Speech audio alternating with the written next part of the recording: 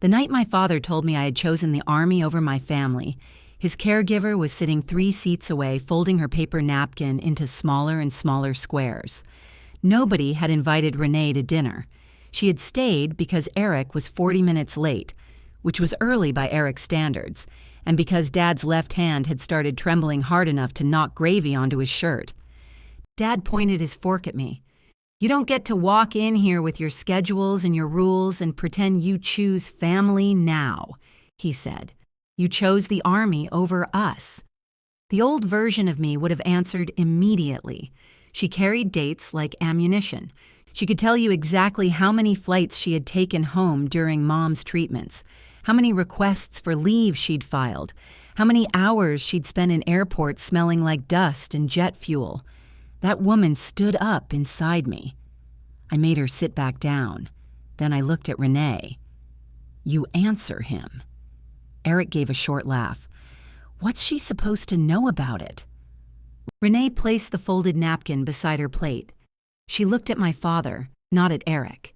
"You sure you want me to answer that, Mr. Mercer?" For the first time all evening, Dad looked frightened. 7 months earlier, I was standing in the detergent aisle of a grocery store when my brother called to tell me our father had suffered what Eric described as a little stroke. There are phrases designed to keep a person calm, and then there are phrases designed to keep the speaker from having to feel guilty. A little stroke belonged to the second category. "Where are you?" I asked. "St. Vincent's. Where is Dad?" A pause. "Also St. Vincent's." I put the bottle of unscented detergent back on the shelf. "How long has he been there?" "Since this morning. It was almost 4. "Eric?" "I didn't want to bother you until we knew something. You called me before you knew something. You just waited 7 hours to do it. He's stable." That isn't an answer. A woman steering her cart around me gave me the careful look people reserve for public arguments and loose dogs. I stepped between fabric softener and dryer sheets. Eric sighed. His speech got weird at breakfast. He dropped his coffee. I took him in. "You were there at breakfast?" I stopped by. That part surprised me enough to delay my next question. Eric usually stopped by Dad's house after lunch when there was a better chance someone might see his truck in the driveway. What did the scan show? "I don't know. A blockage, I think." "Which side is affected?" "Dana, I'm not a doctor." "No, you're the person who's been at the hospital all day." Another pause. Sharper this time. "He can move everything. His left side is weak. He's talking better now." "I'm leaving in 10 minutes. You don't have to race up here. I'm not racing." I was already walking toward the exit. 3 weeks earlier, I had retired from the Army after 22 years. I'd attended a ceremony in a multi-purpose room at Fort Gregg Adams where the microphone squealed, the cake leaned slightly to the left, and a colonel I barely knew praised my commitment to family. My father did not attend. Eric sent a text at 6:12 that morning saying Dad's back was acting up and somebody needed to stay with him. I received the message while looking at 2 empty chairs I had asked the event coordinator to reserve. I texted back, "Understood." That was a lie, but it was an efficient one. My new job was with a medical distribution company outside Pittsburgh. I coordinated emergency shipments of equipment to hospitals, which meant I had exchanged government acronyms for corporate acronyms and acquired a supervisor named Blake, who said "circle back" as if it were a threat. I called him from the parking lot. My father had a stroke. Blake stopped talking for once. "Go. I'll have my open orders reassigned before I leave. Dana. They need to be reassigned. Send me the list, then go." That was how Blake showed kindness. He gave it an action item. The drive to Erie took just under 2 hours. I made it in 2 hours and 9 minutes because, despite what my brother believed, discipline was not the same thing as speeding. At the hospital, I found Eric near the vending machines, holding 2 coffees and wearing a quarter-zip sweater that looked too clean for the day he claimed to have had. He was 39, broad through the shoulders with Dad's dark hair and Mom's ability to make strangers feel remembered. People trusted Eric within minutes. The trouble came around hour 4. "You look terrible," he said. "I drove here from work. You could have changed. You called it a little stroke." He offered me one of the coffees. I took it because refusing would have created a conversation. What room? 412. They moved him out of the ER. What did the neurologist say? He said Dad was lucky. They always say that when they don't want the family to hear the next sentence. Eric's mouth tightened. Can you not do your command thing right now? I don't have a command thing. You absolutely have a command thing. I'm asking basic questions. You ask basic questions like somebody's about to lose access to oxygen. I sipped the coffee. It tasted like warm cardboard with a hazelnut air freshener dissolved in it. What did the neurologist say after he said Dad was lucky? Eric glanced at the floor. He'll need therapy. What kind? All the kinds, probably. That was when I understood my brother had spent 7 hours at the hospital and learned almost nothing. Not because nobody had explained it, but because understanding would have assigned him work. Dad was awake when we entered. His face looked nearly normal until he smiled. Then the left side lagged behind as if it had received the instruction late. Well, he said thickly, the cavalry. Wrong branch, I said. His eyes moved over me. Gray slacks, blue blouse, sensible shoes. No uniform left to blame for how I stood. You cut your hair. 2 years ago, I noticed. Apparently not in real time. Eric laughed too loudly. Dad didn't. I leaned down to kiss his forehead. He turned just enough that my mouth landed near his temple. It could have been the weakness. With Dad, uncertainty was part of the furniture. A plastic cup sat on his bedside table with a straw bent toward the mattress. His phone was underneath a tissue box, and one of his socks was twisted halfway around his foot. I fixed the straw, moved the phone where his right hand could reach it, and straightened the sock. I can do that, he said. I know. Then stop fussing. I put my hands in my pockets. A nurse named Colleen came in carrying medication. She had silver hair, bright green glasses, and the expression of a woman who had already prevented 3 disasters before dinner. You must be Dana, she said. Dad frowned. How do you know who she is? Your son said your daughter was driving in. Eric smiled. Colleen looked from him to me. We've been discussing discharge expectations. Have we? I asked. We have not, Dad said. Colleen gave me a look over the top of her glasses. There are entire alliances formed that way in hospitals. Dad had suffered an ischemic stroke. His speech was improving, but his left arm and leg were weak. He could stand with assistance, could not safely walk alone, and had nearly fallen twice trying to prove otherwise. The rehabilitation team recommended a short inpatient stay. I'm going home, Dad said. Colleen continued as though he hadn't spoken. The physician will review everything tomorrow. I said I'm going home. And I heard you. You people hear whatever you want. Colleen scanned his wristband. Occupational hazard. I liked her immediately. Dad looked at Eric. Tell them? Eric shifted his weight. Maybe we should hear the options. Dad's attention moved to me. That was our family's emergency procedure. Eric offered warmth. Dad rejected reality, and everyone looked at me to become the unpleasant one. What do you want me to tell them? I asked.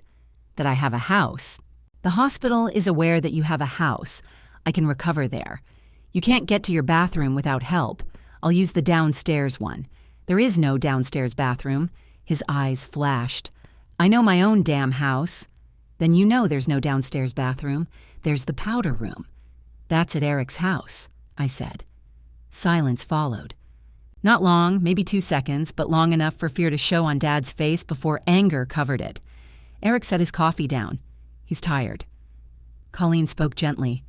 Confusion can happen after a stroke. So can memory problems. It may be temporary. I am not confused, Dad said. No one said you were, Eric told him. Everybody said it. Dad grabbed at the blanket with his right hand. His left remained on top of it, fingers curled loosely inward. He looked at that hand as if it belonged to someone who had insulted him. I wanted to touch it. I didn't. The next morning, the physical therapist got Dad 6 steps from the bed before his left knee buckled. He swore at her, the walker, the floor, and the hospital's non-slip socks. Then he sat in the chair by the window and refused to look at any of us. Eric stood near the door, answering messages. Every few seconds, his phone buzzed. "Work?" I asked. "Some of us are still employed. I'm employed. You know what I mean?" I did. To Eric, retirement meant I had entered a vast, empty stretch of time created for the convenience of other people. The rehabilitation coordinator arrived with brochures. Dad pushed them away without opening them. "I don't need a nursing home." "It's not a nursing home," she said. "That's what nursing homes call themselves now. It's an inpatient rehabilitation facility, a nursing home with extra words." Despite myself, I almost smiled. Dad caught it and looked offended, which made it harder not to. The coordinator explained that if he progressed well, he might stay 10 to 14 days. He would receive several hours of therapy daily. They had a bed available at a facility 11 minutes from his house. Dad stared out the window. "Lorraine came home after her surgery," he said. "The room changed. Mom's name always did that. It was like opening a door in winter." "She had me," Dad continued. Eric's phone stopped buzzing because he silenced it. I kept my voice even. "And you would have us." Dad turned toward me. Would I? There it was, not the accusation itself, not yet, just the knife laid on the table between us. Eric rubbed the back of his neck. The coordinator studied her brochures. "I can stay through the weekend," I said. "After that, we need a safe plan." Dad gave a thin laugh. "A plan." Of course. The word sounded obscene in his mouth. He agreed to rehabilitation that afternoon, though he told everyone it was only because the hospital food was killing him faster than the stroke could. On the way out, Eric followed me into the elevator. 2 weeks, he said. "That gives us time." "For what?" "To figure out how to get him home. We figure out what he needs first. He needs family. He needs a bathroom he can reach." Eric pressed the lobby button 3 times. "You always make everything sound cold, and you make everything sound solved." The doors opened. Neither of us moved at first. Then Eric said, "He's not going to let a stranger into that house. He'll have to. You think you can order him?" "No." I stepped into the lobby. I think gravity already did. Gravity did not persuade my father of anything. It only gave him another enemy. By his 4th day in rehabilitation, Dad had developed personal grudges against the carpet in the hallway, the brakes on his wheelchair, and a ficus tree outside the therapy room that he claimed was blocking his view. "Your view of what?" I asked. "The parking lot." "You have a window in your room." "Wrong side. Of the building?" "Of everything." He was sitting on the edge of a padded table while a physical therapist named Mason fitted a support around his left ankle. Mason was built like a refrigerator and spoke to Dad with the unhurried patience of someone defusing an explosive device. "This will help keep your foot from dragging, Mr. Mercer. My foot doesn't drag." Mason glanced at me. I said, "I'm a visitor." "You're a nuisance," Dad said. "See? His speech is coming along." Mason laughed. Dad tried not to, which made the left side of his mouth twitch. His progress was real. He could stand with the walker and make it nearly 30 feet before his leg tired. His left hand had begun opening again, though slowly, and his words were clearer, unless he was exhausted. Every improvement convinced him the previous day's limitations had been an elaborate fraud. The staff admired his determination. They used that word because stubbornness sounded unprofessional. I drove up after work on Wednesday and found Eric in Dad's room arranging takeout containers across the rolling tray. "What's that?" I asked. "Dinner." I recognized the category. Dad was chewing a piece of sausage. The containers came from Valerio's, an Italian restaurant where salt was treated as a food group. I opened one lid. Baked ziti, garlic bread, meatballs, sausage, and something green that turned out to be a pepper, trapped under cheese. "The dietitian cleared this?" Dad swallowed. "The dietitian doesn't live here." "No, but the blood pressure cuff does." Eric leaned back against the wall. "It's one meal. That's what meals usually are. Don't start." I looked at Dad. "Did you order this?" I requested edible food. "And you delivered the entire menu?" I asked Eric. "He hasn't eaten all day." A sealed nutrition shake sat beside Dad's bed. The lunch menu showed he had ordered turkey, mashed potatoes, carrots, and apple crisp. I didn't point that out. There were some fights so small that winning them made you look ridiculous. I took a plastic fork and stole a piece of sausage. Dad stared at me. Thought it was going to kill me. I'm retired. I can take risks now. That got half a laugh from him. Eric didn't join us. While Dad worked with occupational therapy, Eric and I met with the discharge planner. Her name was Sharon, and she wore a purple cardigan covered in tiny embroidered bees. She slid a checklist across the table. Dad would need someone in the house around the clock at first. He could not shower alone. He should not use the stairs without supervision. He needed help with medication, meals, laundry, transportation, and exercises. The rugs had to come up. Grab bars had to go in. The upstairs bathroom doorway was narrow enough that his walker might not fit. "I can handle mornings," Eric said. Sharon made a note. "Every morning?" "Most." "Which days?" He looked at me as if I had asked the question.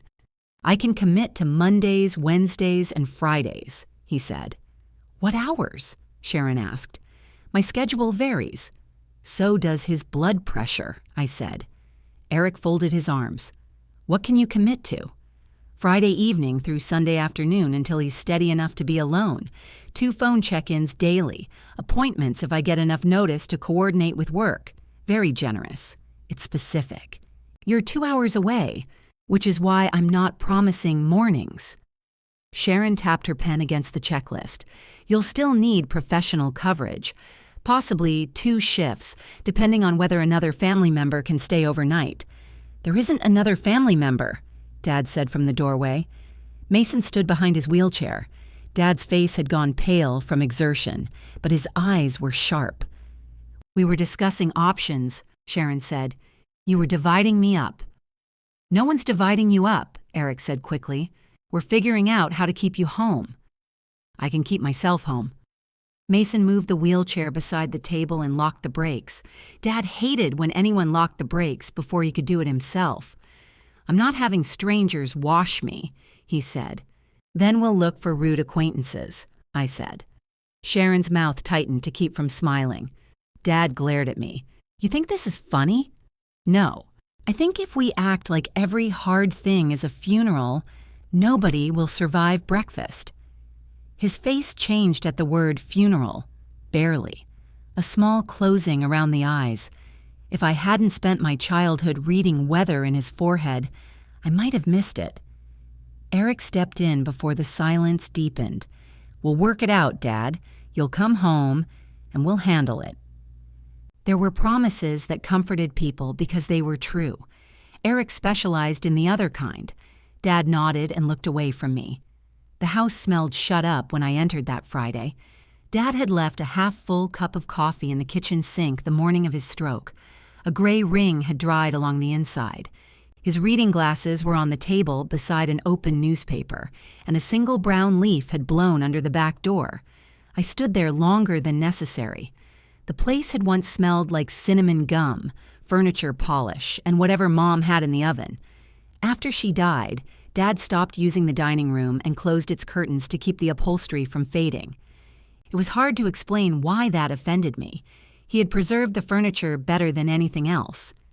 Eric arrived carrying a tool bag and 3 coffees. "I got yours black. Thank you." He held it out, then pulled it back. "You going to inspect it?" "I wasn't. You had the face. This is my face. It's gotten worse." I took the coffee. The Army issued me a new one when I retired. We spent the morning making paths wide enough for a walker. I rolled the living room rug and tied it with twine. Eric removed a side table and discovered 6 television remotes underneath it, only 2 of which belonged to televisions still in the house. "Dad keeps everything," he said. He threw out my track trophies before I finished basic training. I said everything useful. I looked up. Eric had already turned away. It might have been a joke. In our family, cruelty often wore a little paper hat and called itself humor.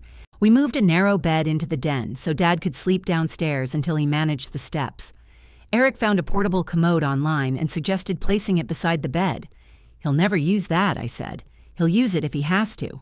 He'll try to reach the upstairs bathroom at 2 in the morning and fall. So what do you suggest? A bedside commode with a privacy screen, and someone here overnight. Those people cost money, yes. He rubbed dust from his palms onto his jeans.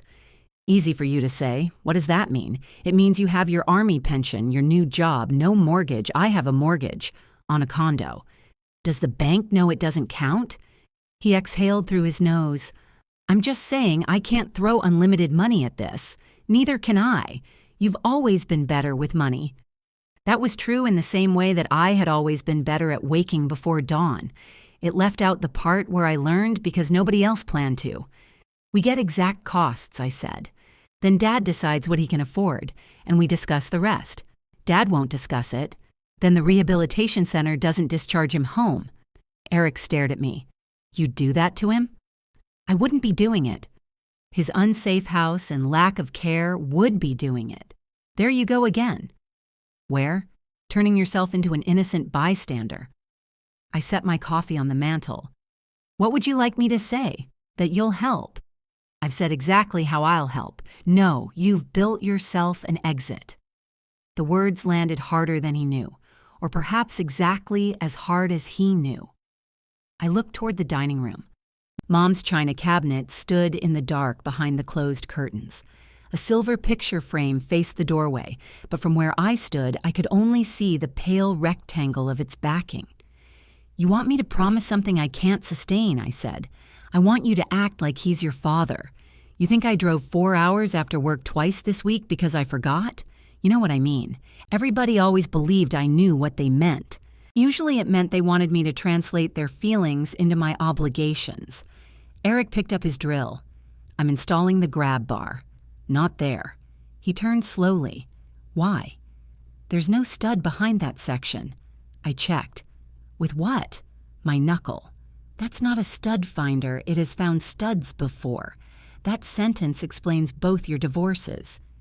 He stared at me for one stunned second, then laughed so hard he had to sit on the arm of the couch. The tension didn't disappear. It changed clothes. By Sunday, the rugs were rolled, the den had been converted into a bedroom, and the refrigerator contained 14 labeled meals Dad would complain about before eating. I left a blue folder on the kitchen counter containing the medication list, therapy schedule, insurance numbers, and contact information for 3 home care agencies. Eric flipped through it. You carry a label maker in your car? Yes, that's upsetting. You borrowed it to label your tool drawers. That was different. Tools deserve order. On Monday morning, Dad called while I was walking into work. What's the blue folder? The blue folder. Why is it here? Because Eric said red felt aggressive. I didn't ask for a folder. It doesn't require feeding. He was quiet. In the background, I heard a cart squeak down the rehabilitation hallway. They say I can leave next Thursday, he said. That depends on the care plan. I talked to Eric. Then it definitely depends on the care plan. He'll stay at the house. He said he can stay 2 nights. He said whatever he had to say in front of you. I stopped outside the office doors. What does that mean? It means people talk differently when you're taking notes. I wasn't taking notes. You were taking notes with your face. Apparently, the face was a family concern. Dad, Eric has work. He can cover part of the week. I can cover weekends. That leaves gaps. I don't need somebody watching me sleep. You need somebody close enough to hear if you fall. I won't fall. You fell yesterday. That was therapy. Gravity doesn't recognize training exercises. He made a disgusted sound. You always have an answer. No, sometimes I have a question you don't like. I heard his breathing change, and for a moment I thought he might hang up. Instead, he said, Your mother took care of me when I had my knee replaced. There were 100 possible responses. Most of them were true and none were useful. I'm not Mom, I said. I know that. He hung up. We interviewed caregivers in a private conference room at the rehabilitation center. Dad rejected the first because she spoke too cheerfully, the second because she wore perfume, and the third because she used the phrase bathroom assistance. What would you prefer she call it? I asked, after the woman left. Nothing. I'd prefer she not call it anything. You're going to eliminate indoor plumbing from the conversation. Eric checked his phone. We can interview more people. We've interviewed 6, I said. 5. 6. Dad refused to meet one because his name was Todd. I've never trusted a Todd, Dad said. That isn't a medical preference. It ought to be. The 7th person entered without knocking. She was short, solidly built, and wore navy scrubs under a tan coat. Her silver-streaked hair was pulled into a low knot. She carried no cheerful tote bag, no inspirational water bottle, and no visible desire to win anyone over. I'm Renee Alvarez, she said. Which one of you is Walter? Dad narrowed his eyes. You weren't given a photograph? I was. Photos lie. Eric smiled. I'm Eric, his son. This is Dana, his daughter. Renee nodded once at each of us, then sat across from Dad. He looked her over. How long have you been doing this? 18 years. Why? Because I'm good at it. That doesn't answer the question. It answers the useful part. Dad's mouth twitched. Renee asked him what he could do without help. He exaggerated. She let him finish. Then she asked what he could not do safely. He said that was the same question. No, Renee said.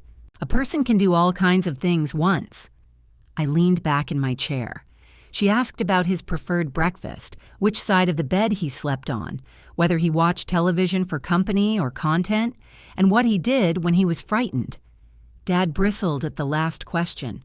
I don't get frightened. Then you probably get mean. Eric made a choking noise that he disguised as a cough. Dad stared at her.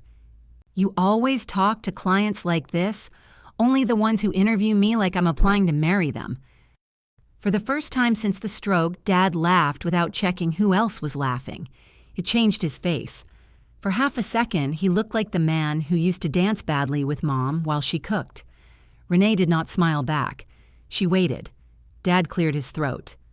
I don't want somebody hovering. I don't hover. I don't want to be treated like an invalid. Then don't behave like one. He looked at me, perhaps expecting objection. I gave him nothing. What if I don't like you? He asked. Renee stood and buttoned her coat. You don't have to like me, Mr. Mercer. You have to stay alive long enough to fire me properly. Dad watched her walk to the door. When can you start? He called after her. Renee could start the following Thursday, which was the exact day the rehabilitation center planned to release Dad. She said this without checking a calendar. You don't have other clients? Eric asked. I have a calendar, she said. I just know what's on it. Dad glanced at me. I kept my face neutral. The agency scheduled Renee from 7 in the morning until 7 at night for the first 2 weeks. Eric would sleep at Dad's house Mondays through Thursdays. I would take Friday through Sunday. An overnight aide named Calvin would cover the remaining nights until Dad could get to the commode without help.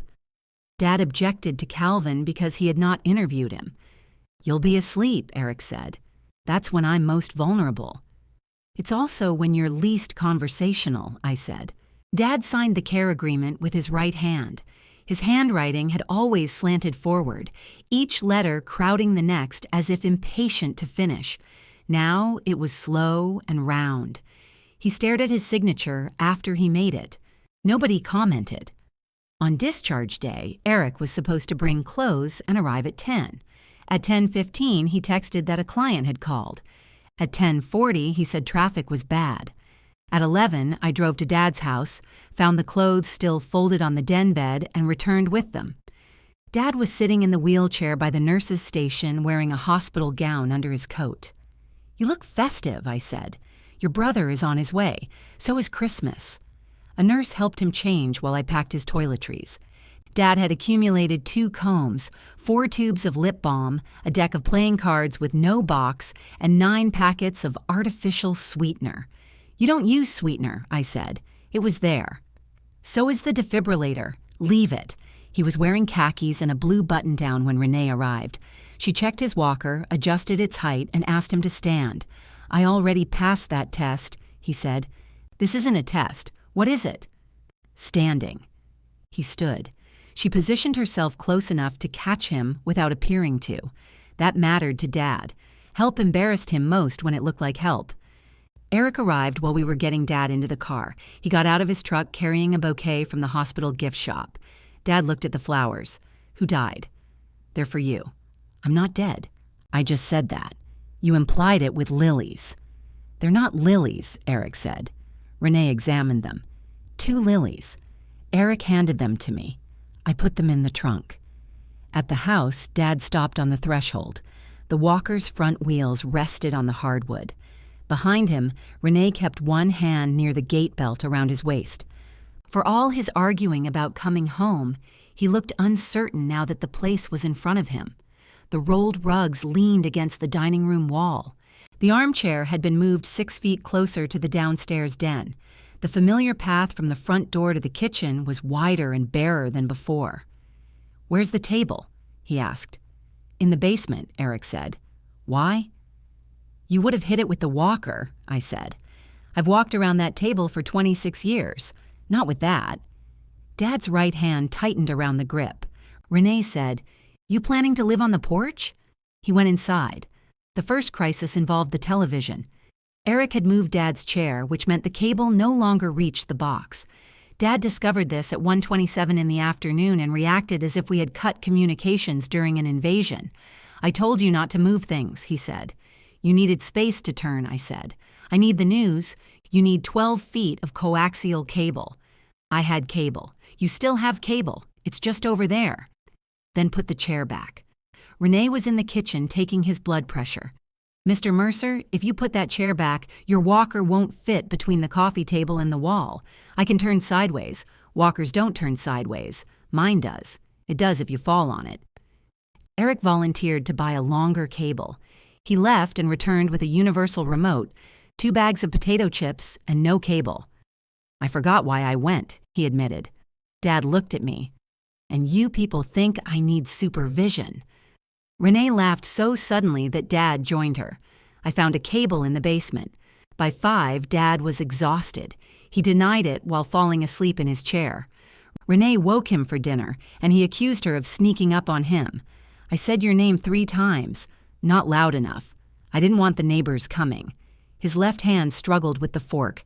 After 2 failed attempts to cut chicken, he dropped it onto the plate. "I'm not hungry.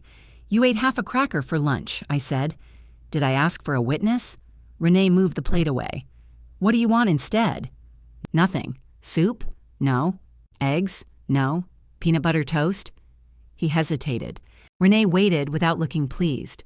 "With grape jelly," Dad said. She made the toast and cut it diagonally. Mom had always cut toast diagonally. I wondered if Dad noticed.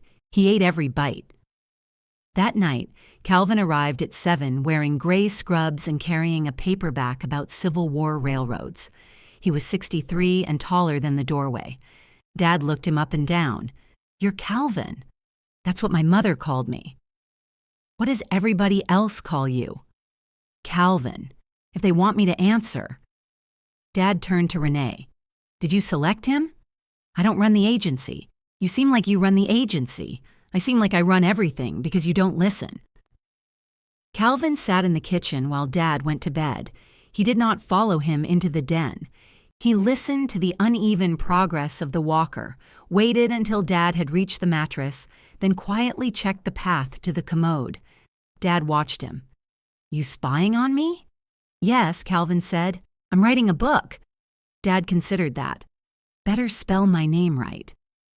I slept on the couch and woke at 2:14 to the scrape of walker legs. By the time I reached the den, Calvin was already there. Dad stood beside the bed, furious, with one hand clamped around the walker and the other fighting the waistband of his pajama pants.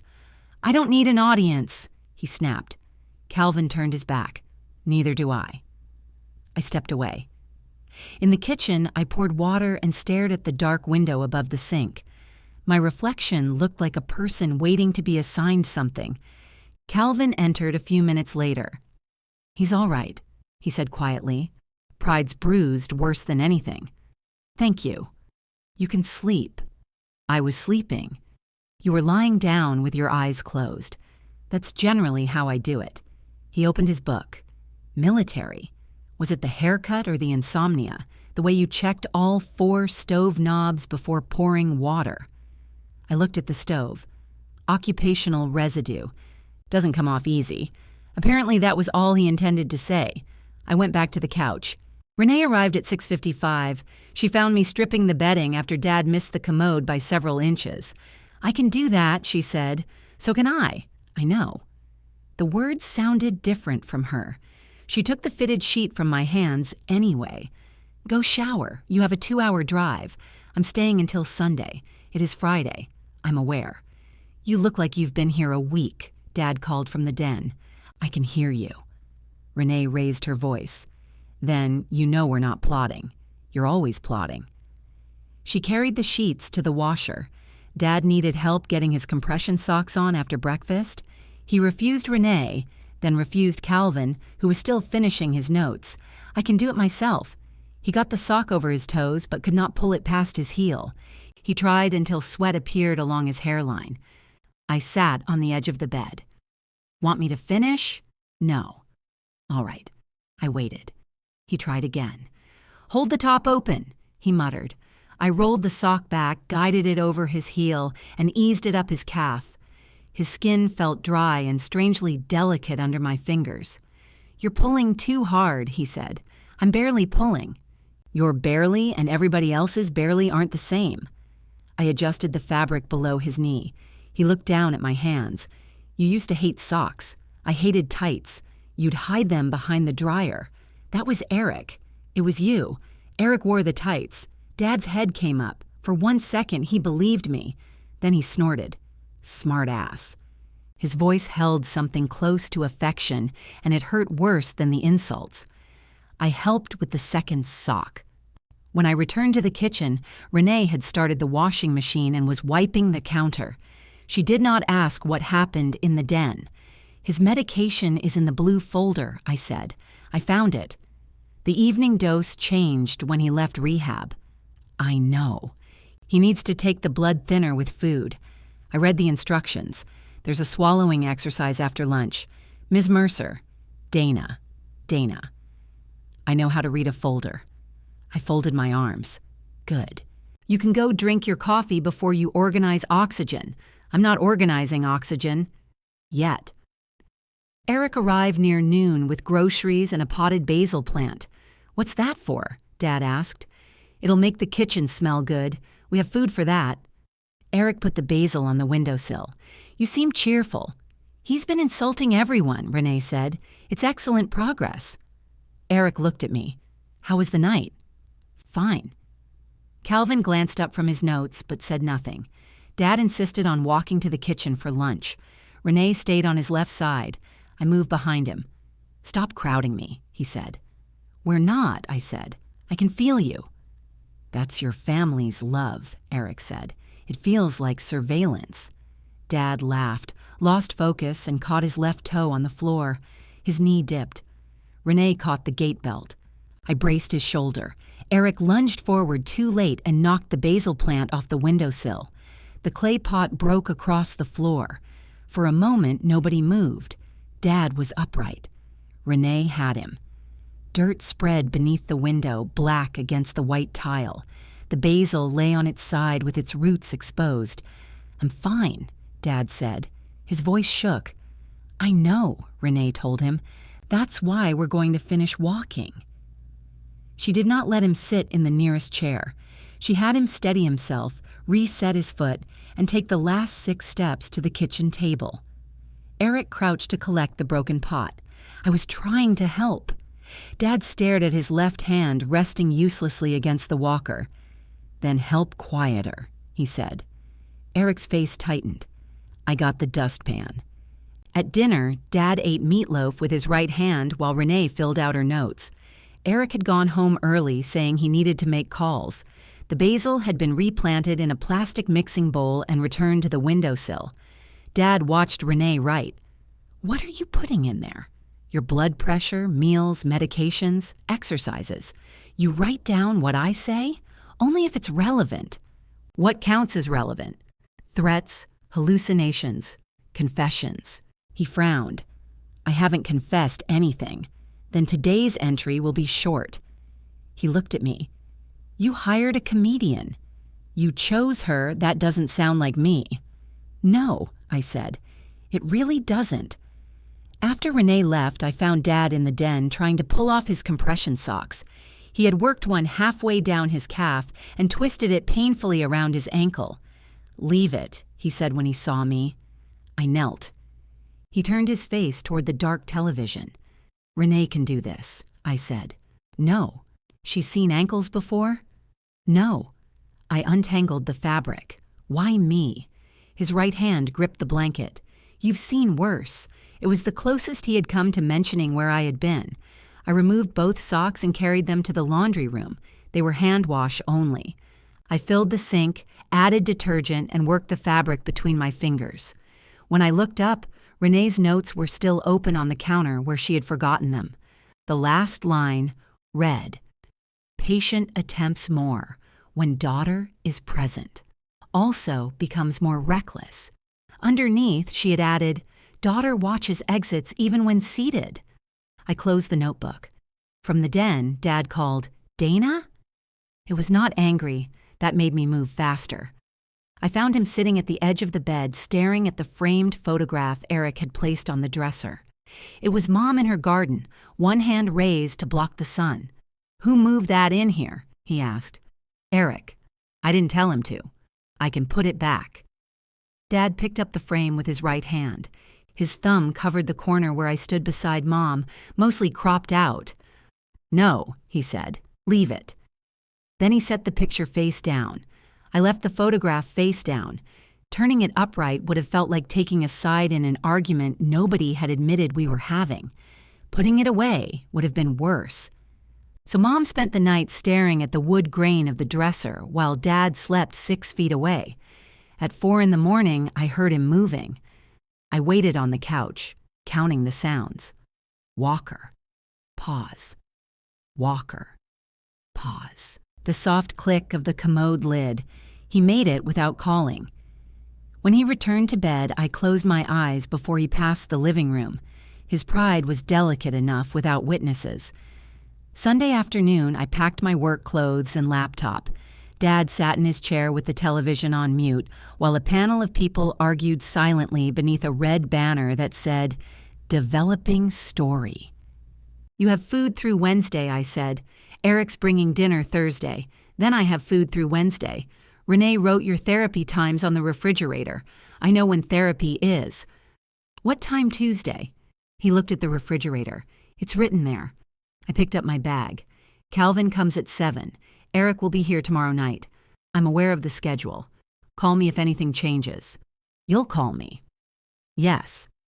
"So why should I call you? In case you feel like participating."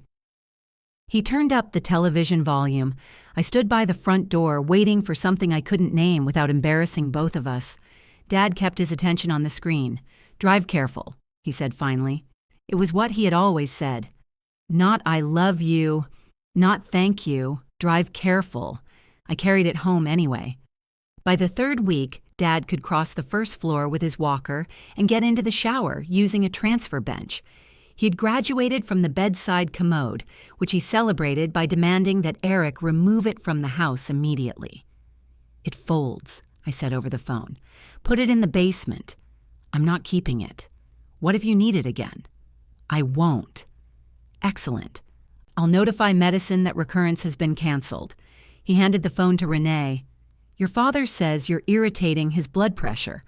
His blood pressure was irritating before I called, 146/88. "After medication?" "Before. He's fine." In the background, Dad said, "Tell her I can hear her." "He says he can hear you." I heard him say that. "She heard you say that," Renee told him. "I heard her hear me." Renee lowered her voice. "I'm hanging up before this becomes a stage play." Her daily reports were brief. Blood pressure, appetite, mobility, mood. She never wrote pleasant when she meant cooperative or confused when she meant angry. Dad tested her constantly. He hid his walker behind the dining room door to prove he could move without it. Renee found him gripping the china cabinet and made him stay there while she brought the walker back. He put his morning pills in his shirt pocket and told her he had swallowed them. She asked why his pocket rattled. He turned off the dryer midway through a cycle because he disliked how long it ran. She sat beside the damp laundry until he turned it back on himself. "You enjoy this?" I told her. "No," she said. "I enjoy getting paid. Your father is the obstacle between me and a peaceful workday." Dad adored her. He would never have used that word. He complained about her cooking, her driving, her habit of opening curtains before 9. Yet he began saving the crossword until she arrived. He let her shave the left side of his face. He asked whether she wanted coffee before making his own and acted inconvenienced when she said yes. She did not let that affection buy her obedience. One Friday, I arrived to find Dad at the kitchen table peeling potatoes. His left hand held a potato in place against a damp towel while his right worked the peeler. "Occupational therapy?" I asked. "Dinner." Renee was at the stove seasoning a roast. "He peeled one," she said. "It took 11 minutes. I'm building speed." "You also peeled part of the towel." That towel was old. Dad's left hand slipped. The potato rolled onto the floor. All 3 of us watched it travel under the table. "I'll get it," I said. Dad shoved his chair back. "Stay seated," Renee and I said together. He glared at us. "I'm surrounded by fascists." Renee pointed the wooden spoon at me. "You, sit." "Why?" "Because one person can pick up a potato." I sat. She retrieved it, rinsed it, and placed it back in front of Dad. He resumed peeling. Renee returned to the stove. "Your brother called." I looked at Dad. "He has a work dinner," Dad said. "He's supposed to stay tonight." "I don't need him. I drove here expecting him to cover overnight." "You're already here. I have a remote meeting at 8 tomorrow morning. Do it here. I need reliable internet. We have internet. You have internet when it feels supported emotionally." Dad scraped at the potato. "Eric works for himself. He can't walk away whenever he likes. I don't walk away whenever I like. Nobody said you did." The room went still around that sentence. Renee opened the oven. I said, "Calvin may be able to cover." "I don't need Calvin either," Dad replied. "Then Eric should have told me before I drove 2 hours." He told me. "When?" "Yesterday." I looked at him. "You knew yesterday and didn't tell me. I knew you were coming." "That's not the point. You're always saying you can do weekends." "I can. This weekend I needed him to do one night because I'm working in the morning. Then work." The peeler slipped and scored a white line into the potato. "Dad, this is exactly why we made a schedule. There's the schedule. The schedule only works if people follow it." "Things change. For Eric." Dad put the peeler down. "He's here all week. Renee is here all week. He stops by." "How often?" Dad's jaw tightened. I turned to Renee. "How often?" She closed the oven door carefully. "You should ask your brother. I'm asking how often he's here while you're here. That isn't my fight." Dad pushed away from the table. "Enough." His left foot caught the chair leg when he stood. I reached for him. He knocked my hand aside, then grabbed the table when his balance shifted. Renee moved between us without appearing to. "Walker," she said. "I'm going 6 feet. Then it'll be a short trip." "I don't need Walter." It was the first time I'd heard her use his first name. He looked at her. Walker. He took it. That night, Calvin could not cover. The agency offered someone Dad had never met, and Dad refused. I sent Blake a message that my morning meeting might be disrupted. His reply came within a minute. "Do what you need. I can lead." It should have relieved me. Instead, I felt ashamed, which was useless but familiar. Dad went to bed at 10. I sat at the kitchen table with my laptop, checking inventory reports while the basil plant leaned toward the window in its plastic bowl. New leaves had begun growing near the base. At 10:43, headlights moved across the dining room curtains. Eric came in carrying a paper bag. "What are you doing here?" I asked. He put the bag on the counter. "Nice to see you, too. I thought you had a work dinner." "I did." "You canceled?" "It ended." I checked the clock. "You drove 40 minutes after your dinner to bring pie?" "Coconut cream." "Dad likes it. Dad is diabetic. He can have a small piece. He's asleep. Then I guess it's for tomorrow." Eric opened the refrigerator and moved containers around until he found space. You knew I needed you here tonight, I said. He kept his head inside the refrigerator. Dad said you were staying. I was coming for the weekend. I asked you to cover tonight because of work. I couldn't. You didn't tell me. I told Dad, you called the man recovering from a stroke and made him responsible for relaying your schedule. He closed the refrigerator. Why do you always phrase things in the most prosecutorial way possible? Why do you always make your failures sound like misunderstandings? His face changed. There are moments when siblings become adults, and moments when one sentence returns them to the ugliest room of childhood. You really think you're the only competent person in the family, he said. No, you do. You sit 2 hours away and send instructions. Then you come here for 48 hours and grade everybody. I'm not grading you. What would you call this?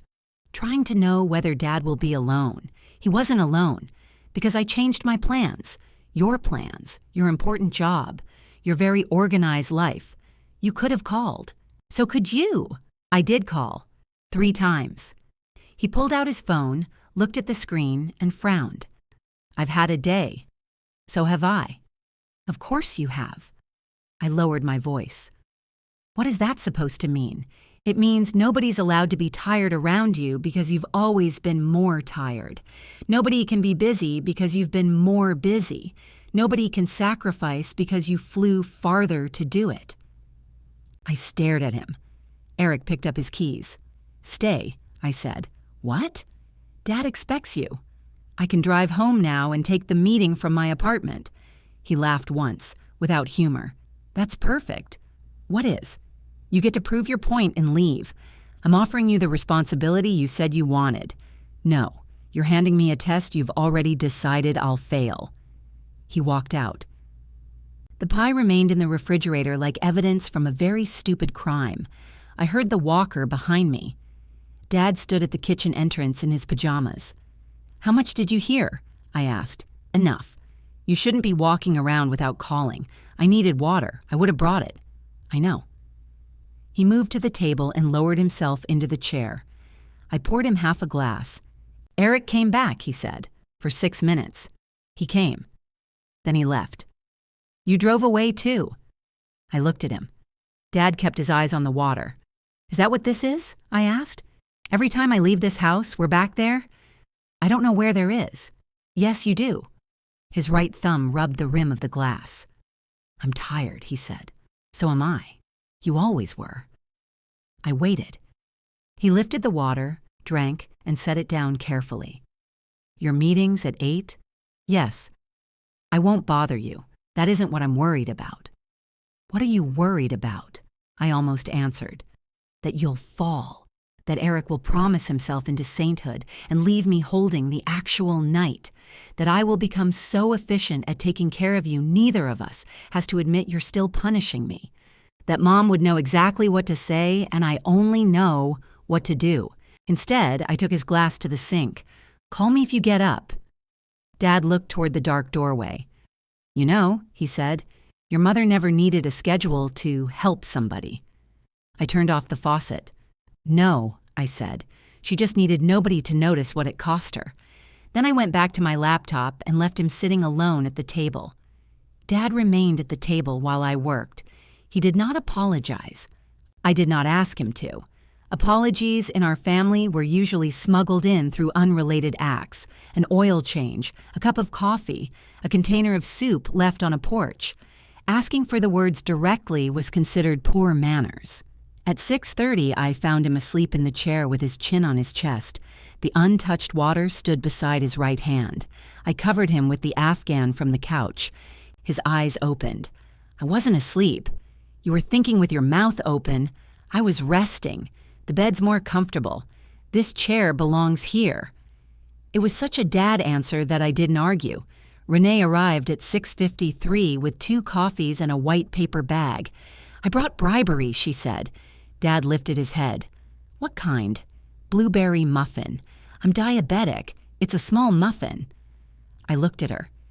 She handed me one of the coffees. Don't become your father. I don't like blueberries. Good. The muffin isn't for you. Dad shuffled to the bathroom while Renee checked the notes Calvin had left the previous night.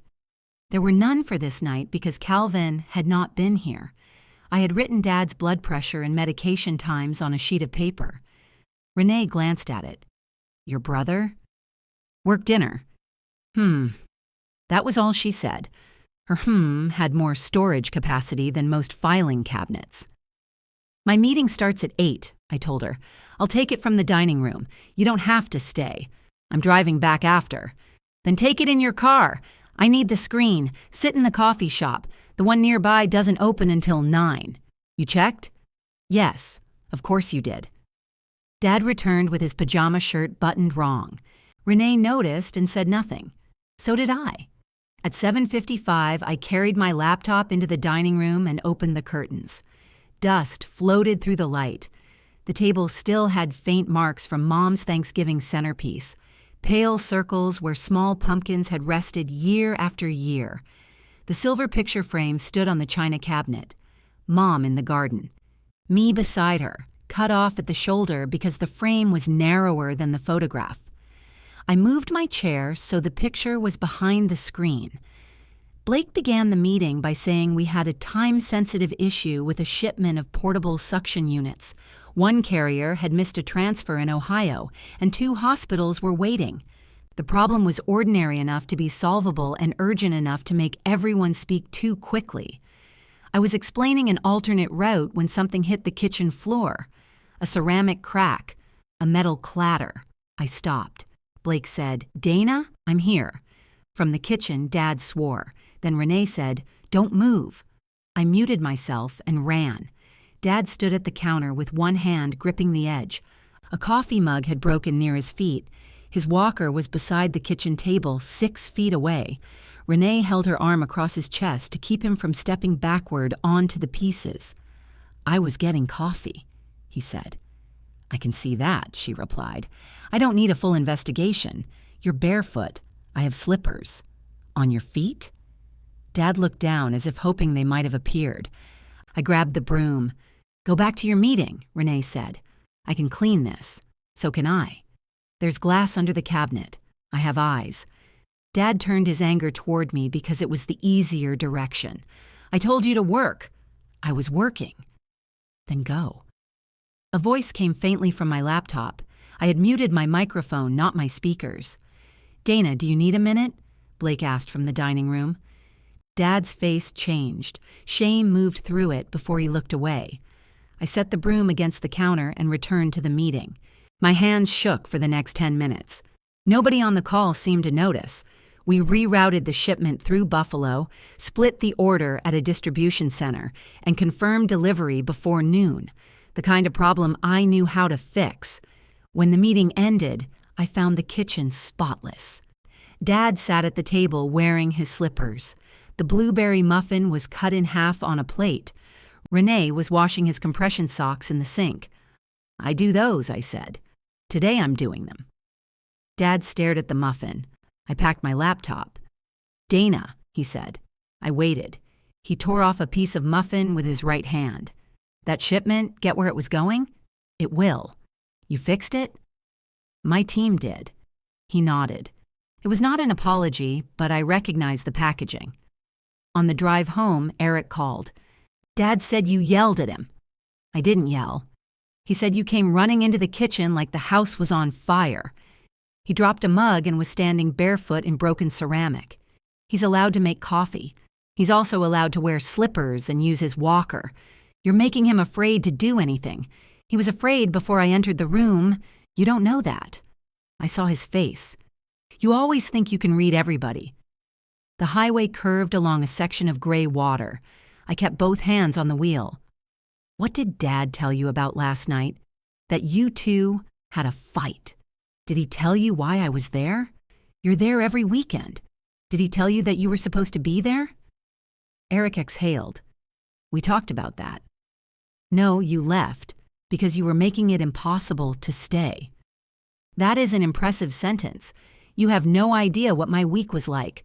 You're right. I don't. You didn't tell me. I lost a client. The anger drained out of my next response. What happened? They moved their account to another firm. No warning. I'm sorry. Yeah. We drove together in silence from separate places. Eric sold commercial insurance.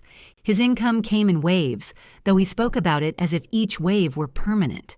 He had leased a new truck after a profitable spring. 6 months later, he complained about the payment like somebody had placed the vehicle in his driveway against his will. "Is that why you went to the dinner?" I asked.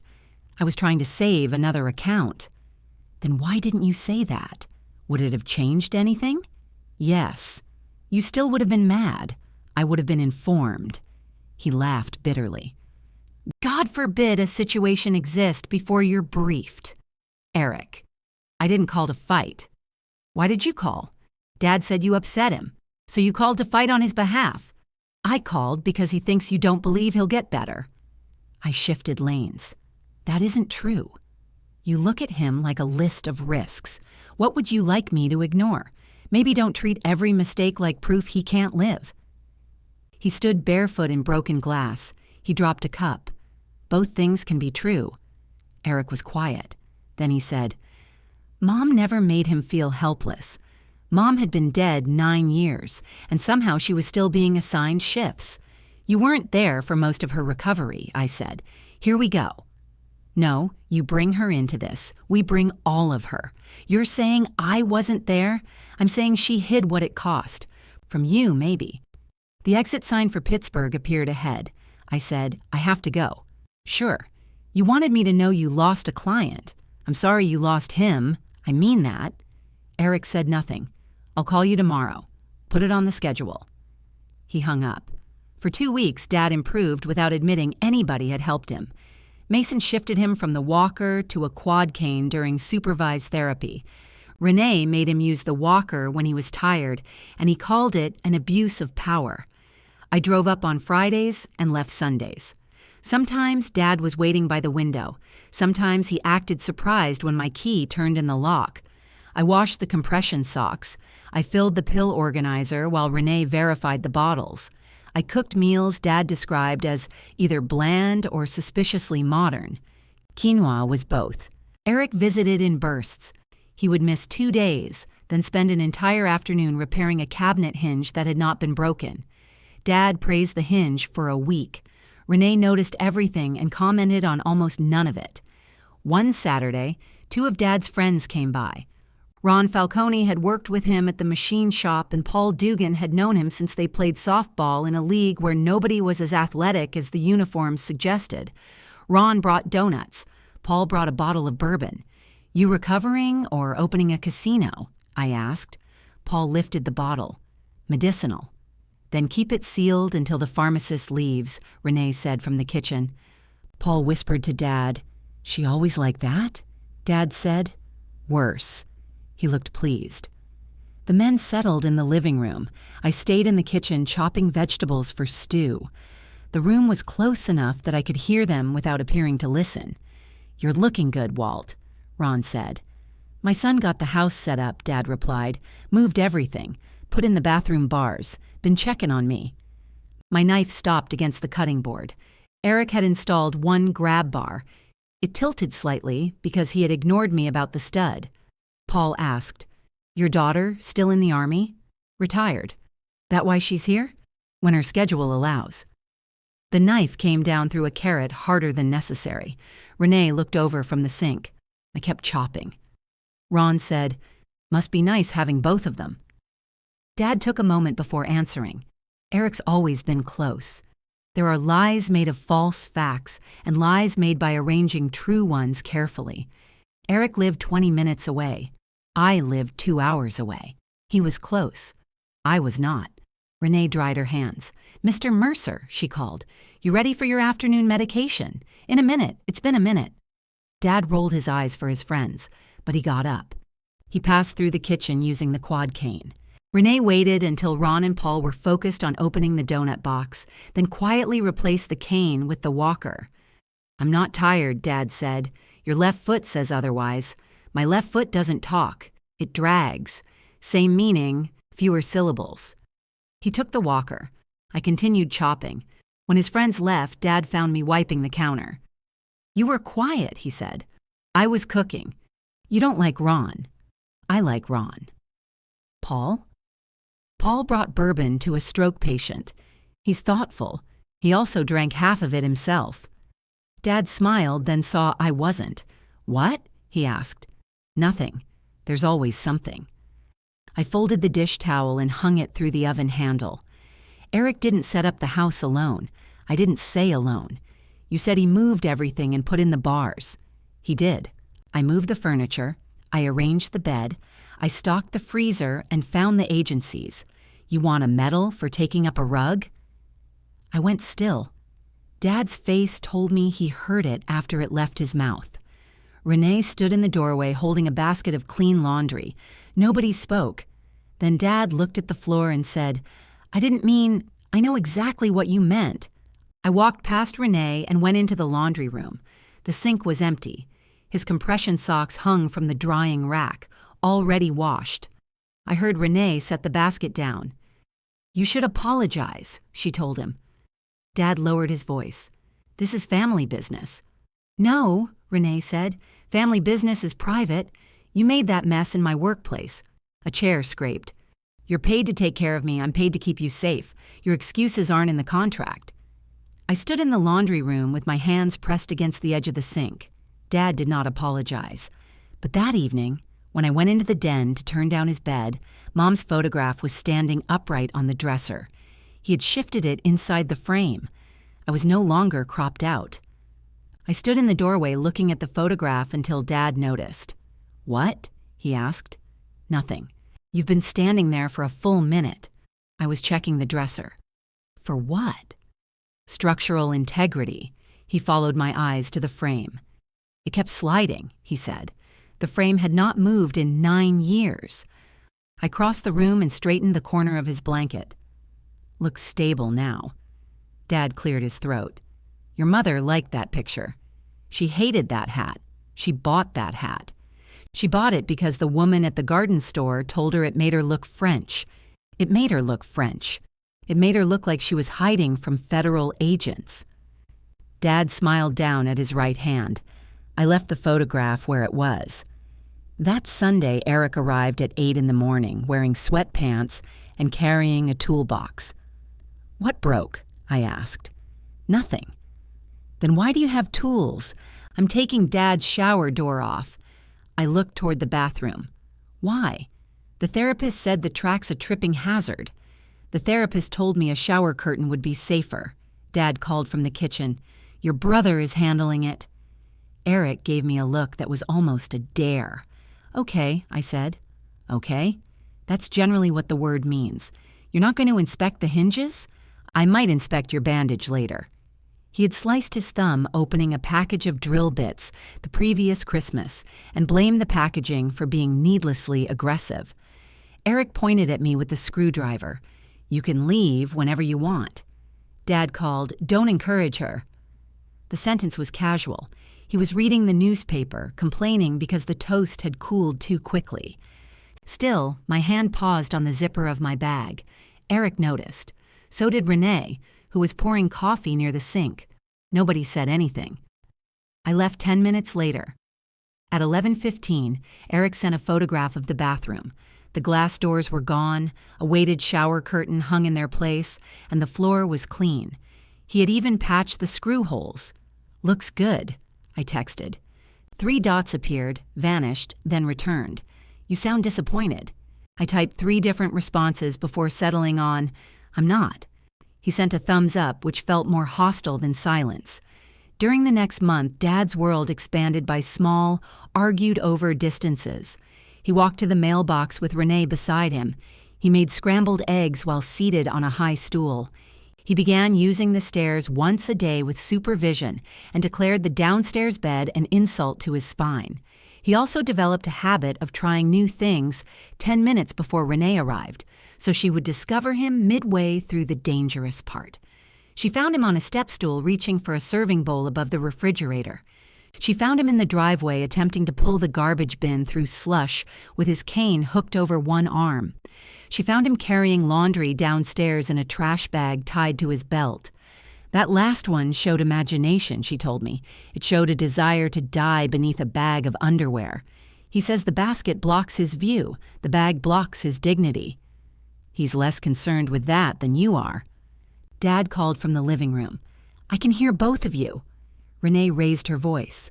Then stop tying household objects to your body. His speech had almost returned to normal. The weakness remained. When he was tired, his left foot turned inward and his fingers tightened. He no longer needed someone in the house overnight, but he still needed help during the day. The agency reduced Renee's hours from 12 to 8. Dad complained that 8 was excessive and then asked her whether she could stay late on Wednesdays to watch a cooking show. He referred to it as educational therapy. I started going home Saturday nights instead of Sunday afternoons. The first time I packed early, Dad looked at the clock. Something wrong? No. You have work? Monday. This is Saturday, I'm aware. He picked at the rubber grip on his cane. Eric coming. He said he'd stop by tomorrow. So you coordinated it. We spoke. You don't trust me alone? I do. Then why does somebody have to stop by because you tied a laundry bag to your belt? That was 3 weeks ago. I trust you with a statute of limitations. He smiled despite himself.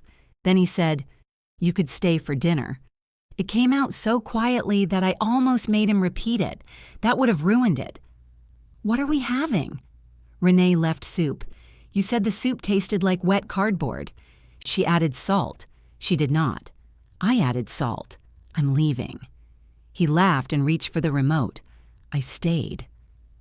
The soup did not contain enough salt to support his claim. We ate in the kitchen while rain clicked against the windows. Dad told me Eric had taken him to the barber shop. The barber had cut his hair too short. The barber had always cut his hair too short. This was apparently both unacceptable and the reason he had gone to the same man for 31 years. Eric waited the whole time, Dad said. That was nice. He tried to leave and come back. I told him no. That sounds nice for you. He had calls. He always has calls. Dad stirred his soup. He's trying. I know. You don't sound like you know.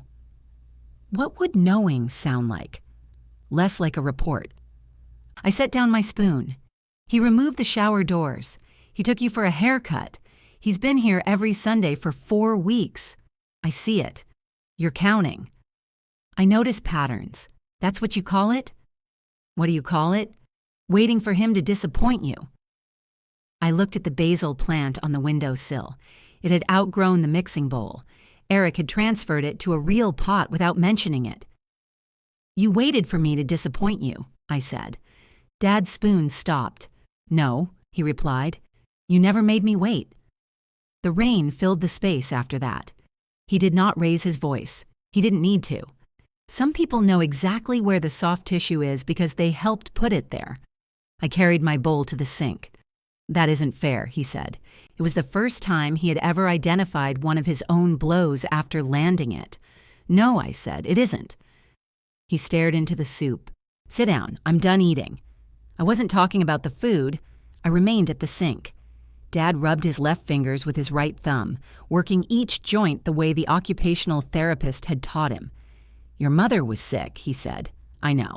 You knew, and you signed another contract. The kitchen seemed to tilt by a degree. I kept both hands on the counter. She told me to. She didn't know how bad it would get. Neither did I. I did. You said the doctors were optimistic. What was I supposed to say? That she cried in the bathroom so you could finish your calls without hearing? I turned around. He looked older than he had after the stroke. She didn't tell me that, I said. She didn't tell you a lot. Apparently neither did you. You had responsibilities. I had a phone. You were overseas. I had a phone, Dad. He pushed his bowl away. What would it have changed? I could have come home earlier. Could you? Yes. The answer came too fast. He heard it. Then why didn't you? Because every time I asked, Mom said she was fine. You said she was tired. Eric said he'd call later. And that was enough for you. I picked up my bag from the chair. Dad's face closed. There. That's what I mean. What? You leave the minute it gets uncomfortable. I laughed once because otherwise I might have thrown the bowl. I stayed through 22 years of this conversation. You weren't here. I was always in it. I left before he could answer. Halfway to Pittsburgh, Eric called. I almost ignored him, then answered through the car speaker. Dad said you fought. Dad calls you fast. He sounds upset. He told me Mom cried in the bathroom while I was deployed and asked why I didn't come home. Eric was quiet. Did you know? I asked. I knew, she cried. Did you know how bad she was? She had cancer, Dana. That isn't an answer. You talked to her. She lied to me. She didn't lie. She told me she was fine. That's what she wanted to tell you. I tightened my grip on the wheel. Did you know I was there more than you were? So yes, I saw more. The bluntness surprised me. Why didn't you tell me? Because she asked me not to. And you listened? What was I supposed to do? Give me the truth. She was allowed to decide who knew what. She was dying. She was still Mom. We both went silent. A truck passed on my left, throwing mist across the windshield. Eric spoke first. She thought you'd come home and never forgive yourself. For what? For leaving your people before deployment. They weren't my people. You were my people. You didn't act like it. The sentence came out tired, not angry, which made it worse. I took the next exit and pulled into a closed gas station. I offered to request a hardship discharge, I said. I know. She told me no. I know. Then what are we talking about? We're talking about the fact that she told you no, and you were relieved. I stared through the windshield. He was right. Not completely, not kindly, but enough. I had been relieved. I had loved Mom, and I had wanted permission to remain in the life where I knew what was expected of me. I had been responsible for people and equipment in a place where failure had names. Home had been grief without instructions. I was afraid to come back, I said. Eric's breathing changed. I know, he replied. I waited for him to soften it. He didn't. Then he added, so was I. And I was already here. We stayed on the phone without speaking until somebody pulled into the gas station and flashed their headlights at me. When I returned the following Friday, Dad was asleep in his chair. Renee sat at the kitchen table rotating her right shoulder with a grimace. What happened? I asked. Nothing. That looks like a painful nothing. Old injury. You see a doctor? I have one. That wasn't the question. She gave me a flat look. You two really are related. Dad opened his eyes. She needs surgery. Renee turned toward him. Thank you, town crier. What kind of surgery? I asked.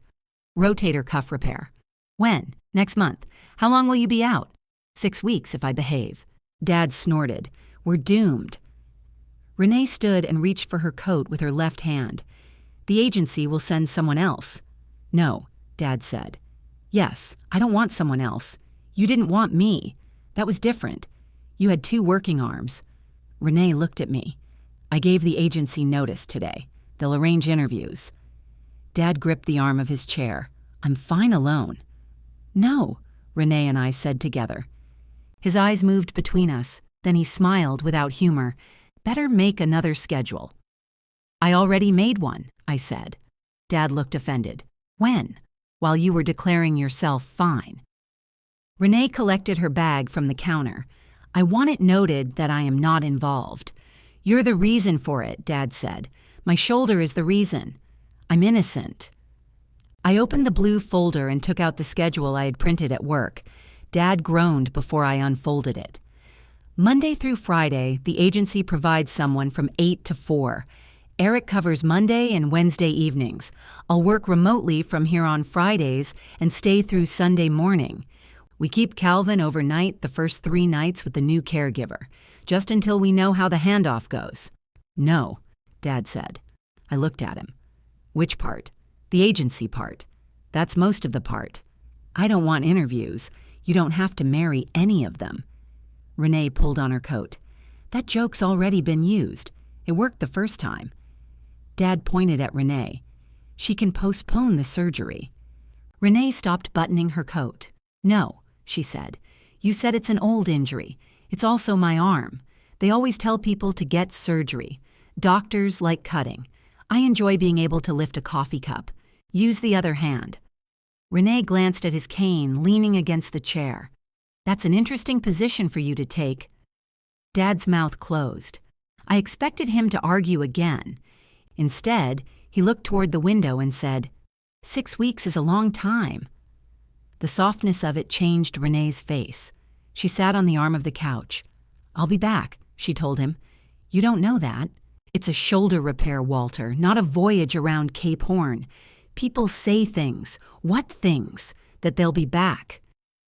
I felt the sentence touch me before I understood he had sent it in my direction. Renee understood immediately. "I said I'll be back," she replied. "If I decide not to come back, I'll tell you to your face. That's how adults leave." Dad looked at her. I closed the blue folder. The replacement interviews went worse than the first set. Dad rejected a woman named Susan because she referred to him as dear. He rejected a man named Leonard because Leonard had cold hands. A former paramedic named Sheila made it 14 minutes before Dad asked whether she always chewed gum. "I'm not chewing gum," Sheila said. "Then what are you doing?" "Grinding my teeth." I walked her to the door. The agency finally sent a caregiver named Pam for a trial shift. Pam was competent, punctual, and so anxious to avoid offending Dad that she asked permission before opening the refrigerator. "It's a refrigerator," he told her, "not a tomb." Pam laughed uncertainly. At lunch, she asked whether he wanted turkey or tuna. Dad told her he wasn't hungry. She accepted that and made nothing. Renee arrived for her afternoon shift, opened the refrigerator, and stared at the untouched containers. "You eat?" she asked. "Wasn't hungry." "What did you have for breakfast?" "Food." "What food?" "Breakfast food." Renee turned to Pam. "What did he eat?" Pam twisted her hands. "He said he wasn't hungry. He also says he can use a stepladder." Dad scowled. "I'm sitting right here, then answer the question." He had eaten half a piece of toast and coffee. Renee made eggs. Dad complained while eating them. After Pam left, I found her sitting in her car with both hands on the steering wheel. "He hates me," she said through the open window. "He doesn't know you. He hated me before I took my coat off. He hated Renee, too." Pam looked toward the house. "I'm not Renee." "No," I said. "You don't need to be." But we both knew Dad needed someone who could survive being disliked long enough to become real to him. Pam declined the assignment. The agency offered Leonard despite the cold hands. Dad said he would rather take his chances. Eric agreed with him. "He's moving better," he said when we met at Dad's house the following Sunday. "He can shower. He makes his own lunch. Maybe we're overdoing it." Dad sat at the kitchen table pretending not to listen. "He forgets medication," I said. "I forgot medication once," Dad replied. "You hid it in your pocket?" "That was before." "He still needs help with exercises and laundry," I told Eric. "He shouldn't be carrying hot pans or going downstairs alone. I can come every day." Dad nodded as though a contract had been signed. "You can't," I said. Eric's face hardened. "Why not?" "Because you have work. I make my own schedule. You said that schedule kept you from staying overnight. I lost a client that week. I know. I'm not criticizing you. I'm saying daily care is a bigger commitment than it sounds. Bigger to you, maybe. Everything is smaller before you agree to it." Dad pushed his chair back. "I don't need to listen to this." He took his cane and walked into the living room. Eric waited until he was out of sight. "Why can't you let me try? Because if you miss a day, he's alone. Then he's alone for a day. He isn't helpless. This isn't about helpless. It's always about helpless with you. No, it's about whether you actually have 2 hours every day." "I do." "What time?" He laughed. "You want me to punch a clock?" "I want to know when Dad can expect you." "Afternoons." "Which afternoons?" "All of them." I stared at him. He spread his hands. "There, I said it. Monday through Friday. I'll handle lunch, pills, exercises, whatever needs doing.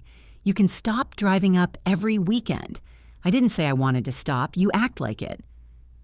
From the living room, Dad turned the television louder. Eric lowered his voice. "You don't trust me because trusting me would mean you aren't in charge." I wanted to dismiss it. The trouble was he had earned enough truth lately that I had to check. "All right," I said, "try." He blinked. "Renee writes out the routine. You cover afternoons. I'll call Dad each evening. If something changes, tell me before, not after. Fine. And we keep an agency caregiver in the mornings. His jaw moved. 4 hours, I said. Breakfast, shower, therapy, laundry. You take the afternoons. Dad called from the other room. I don't need 4 hours. Eric looked toward him, then back at me. 3, he said. 4. 3.5. This isn't a used car. Everything's a negotiation. We settled on 4. Dad complained for the next week and then began asking what the morning caregiver planned to cook before she arrived. Her name was Denise. She was 60, patient and deaf in one ear, which gave her a professional advantage around Dad. When he muttered something rude, she turned the wrong ear toward him and said, "Sorry?" He rarely repeated himself. Renee's final day arrived with freezing rain. I worked from Dad's dining room while she reviewed every medication, exercise, and household trap with Denise. "The basement door sticks," Renee said. "He'll say he can unstick it." "I can," Dad called. "Don't let him. I can hear you." "Good. Saves time." At 4, Renee put on her tan coat. Her right arm moved carefully.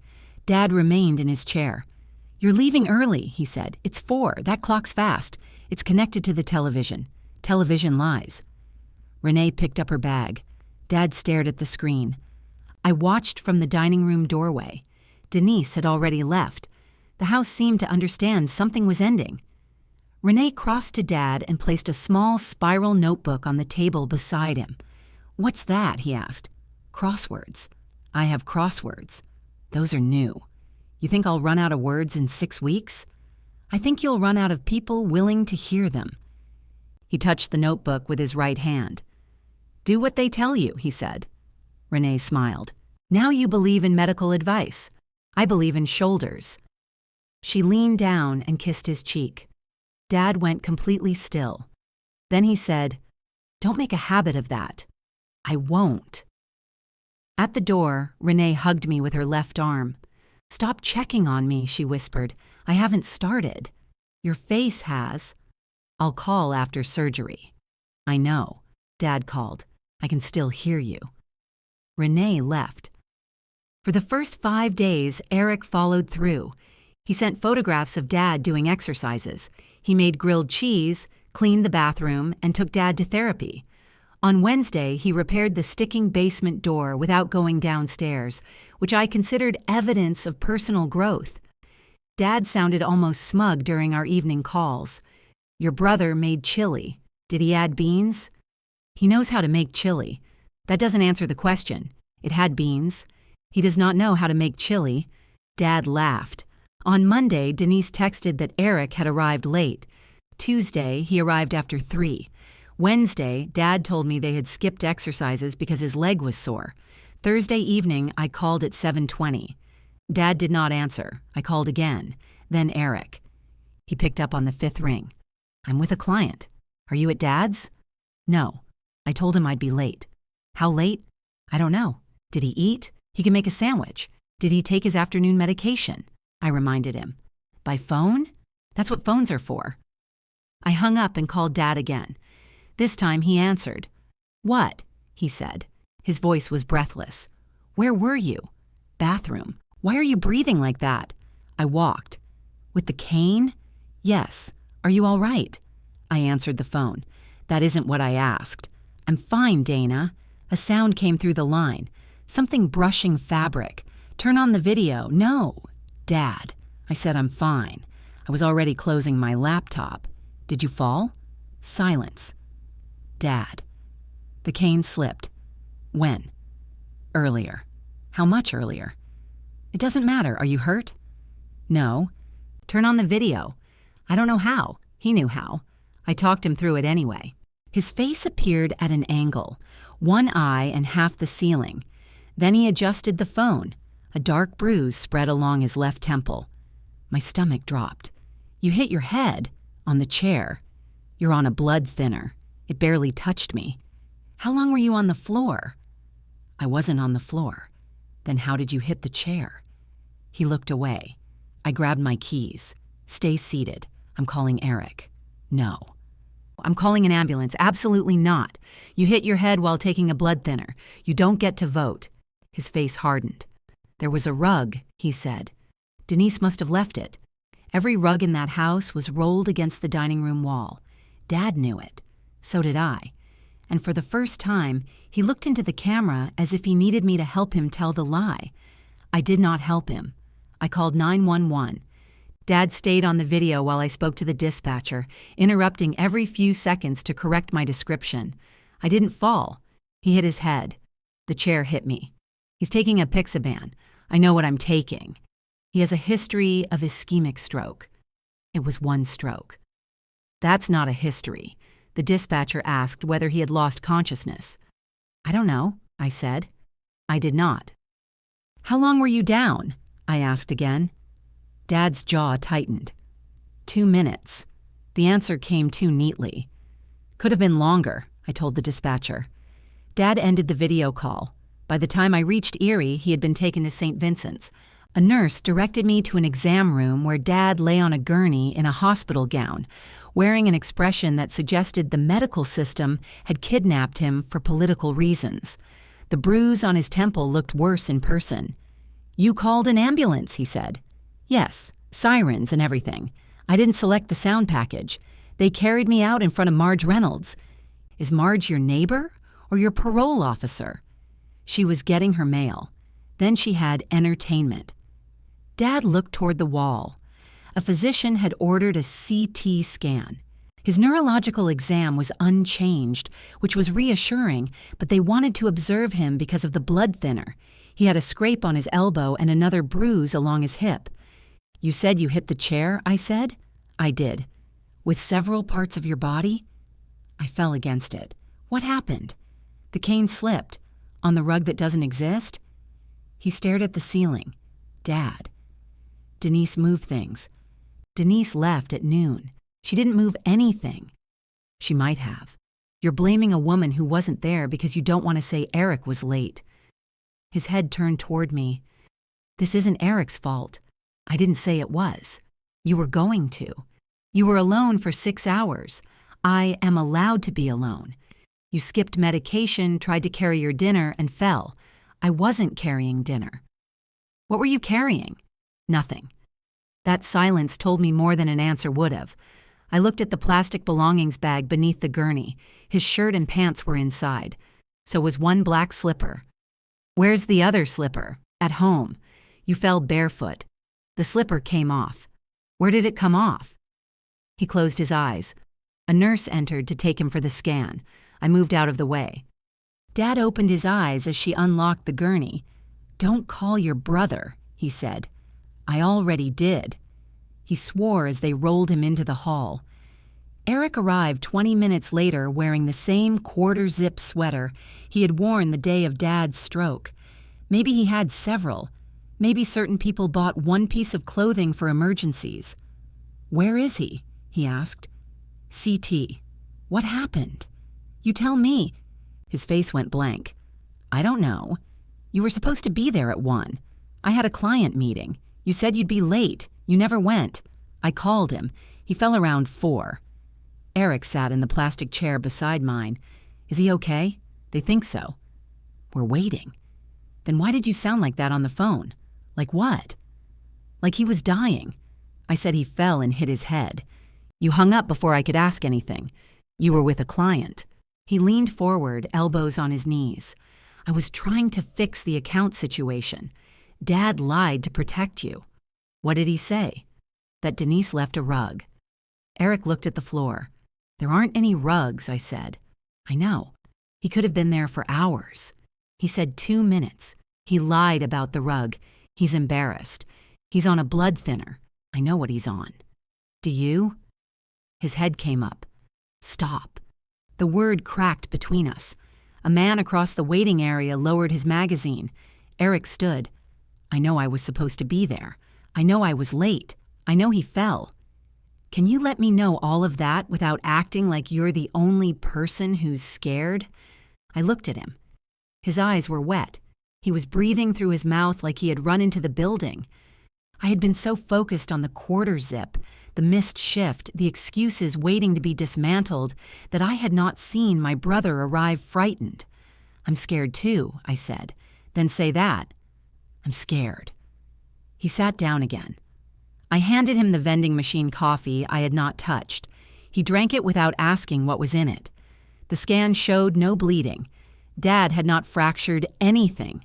The physician wanted him observed until morning and strongly recommended increased supervision at home. Dad treated the clear scan as proof the entire visit had been unnecessary. "They irradiated my brain because she panicked," he told Eric.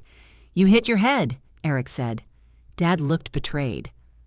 On the drive home the next afternoon, Dad sat beside me. Eric followed in his truck. The hospital had provided another pair of non-slip socks, which Dad wore inside his shoes. "Denise didn't leave a rug," I said. He watched the highway. "I know. You could have gotten her fired. I wasn't making a formal complaint. You told me she caused your fall." "I said there was a rug. There wasn't. A mat. There wasn't a mat. Something caught the cane. What were you doing?" His right hand rested on his left thigh. "Making soup. You were carrying hot soup with a cane. I put it in a travel mug." Of course he had engineered a worse idea than the one I imagined. "Where was the walker?" "In the den." "Why didn't you use it?" "Because I was hungry, Dana." The exhaustion in his voice stopped me. Not because it excused anything, because beneath the argument was an old man who had been hungry in his own kitchen, waiting for a son who had promised lunch.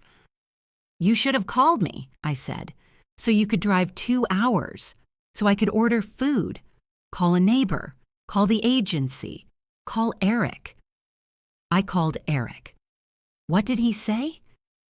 Dad looked out the window. He said he was on his way. Eric had told me he spoke to Dad. He had not told me what he promised. He thought he could make it, Dad said. "You're still protecting him. He stayed when you didn't." There it was again. The answer beneath every answer. I kept my attention on the road. "You could have waited for me to say goodbye to Mom."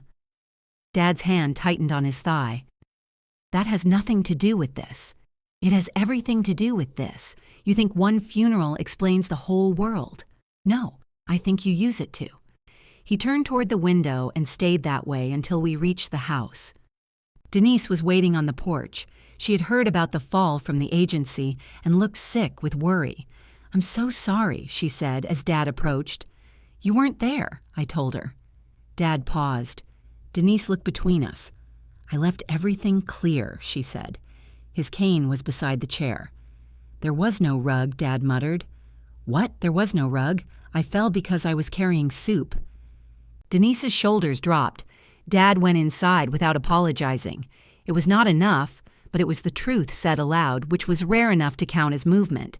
The agency could expand Denise's hours beginning the following week. Until then, they offered Leonard for afternoons. "Cold hands?" Dad asked. "Yes."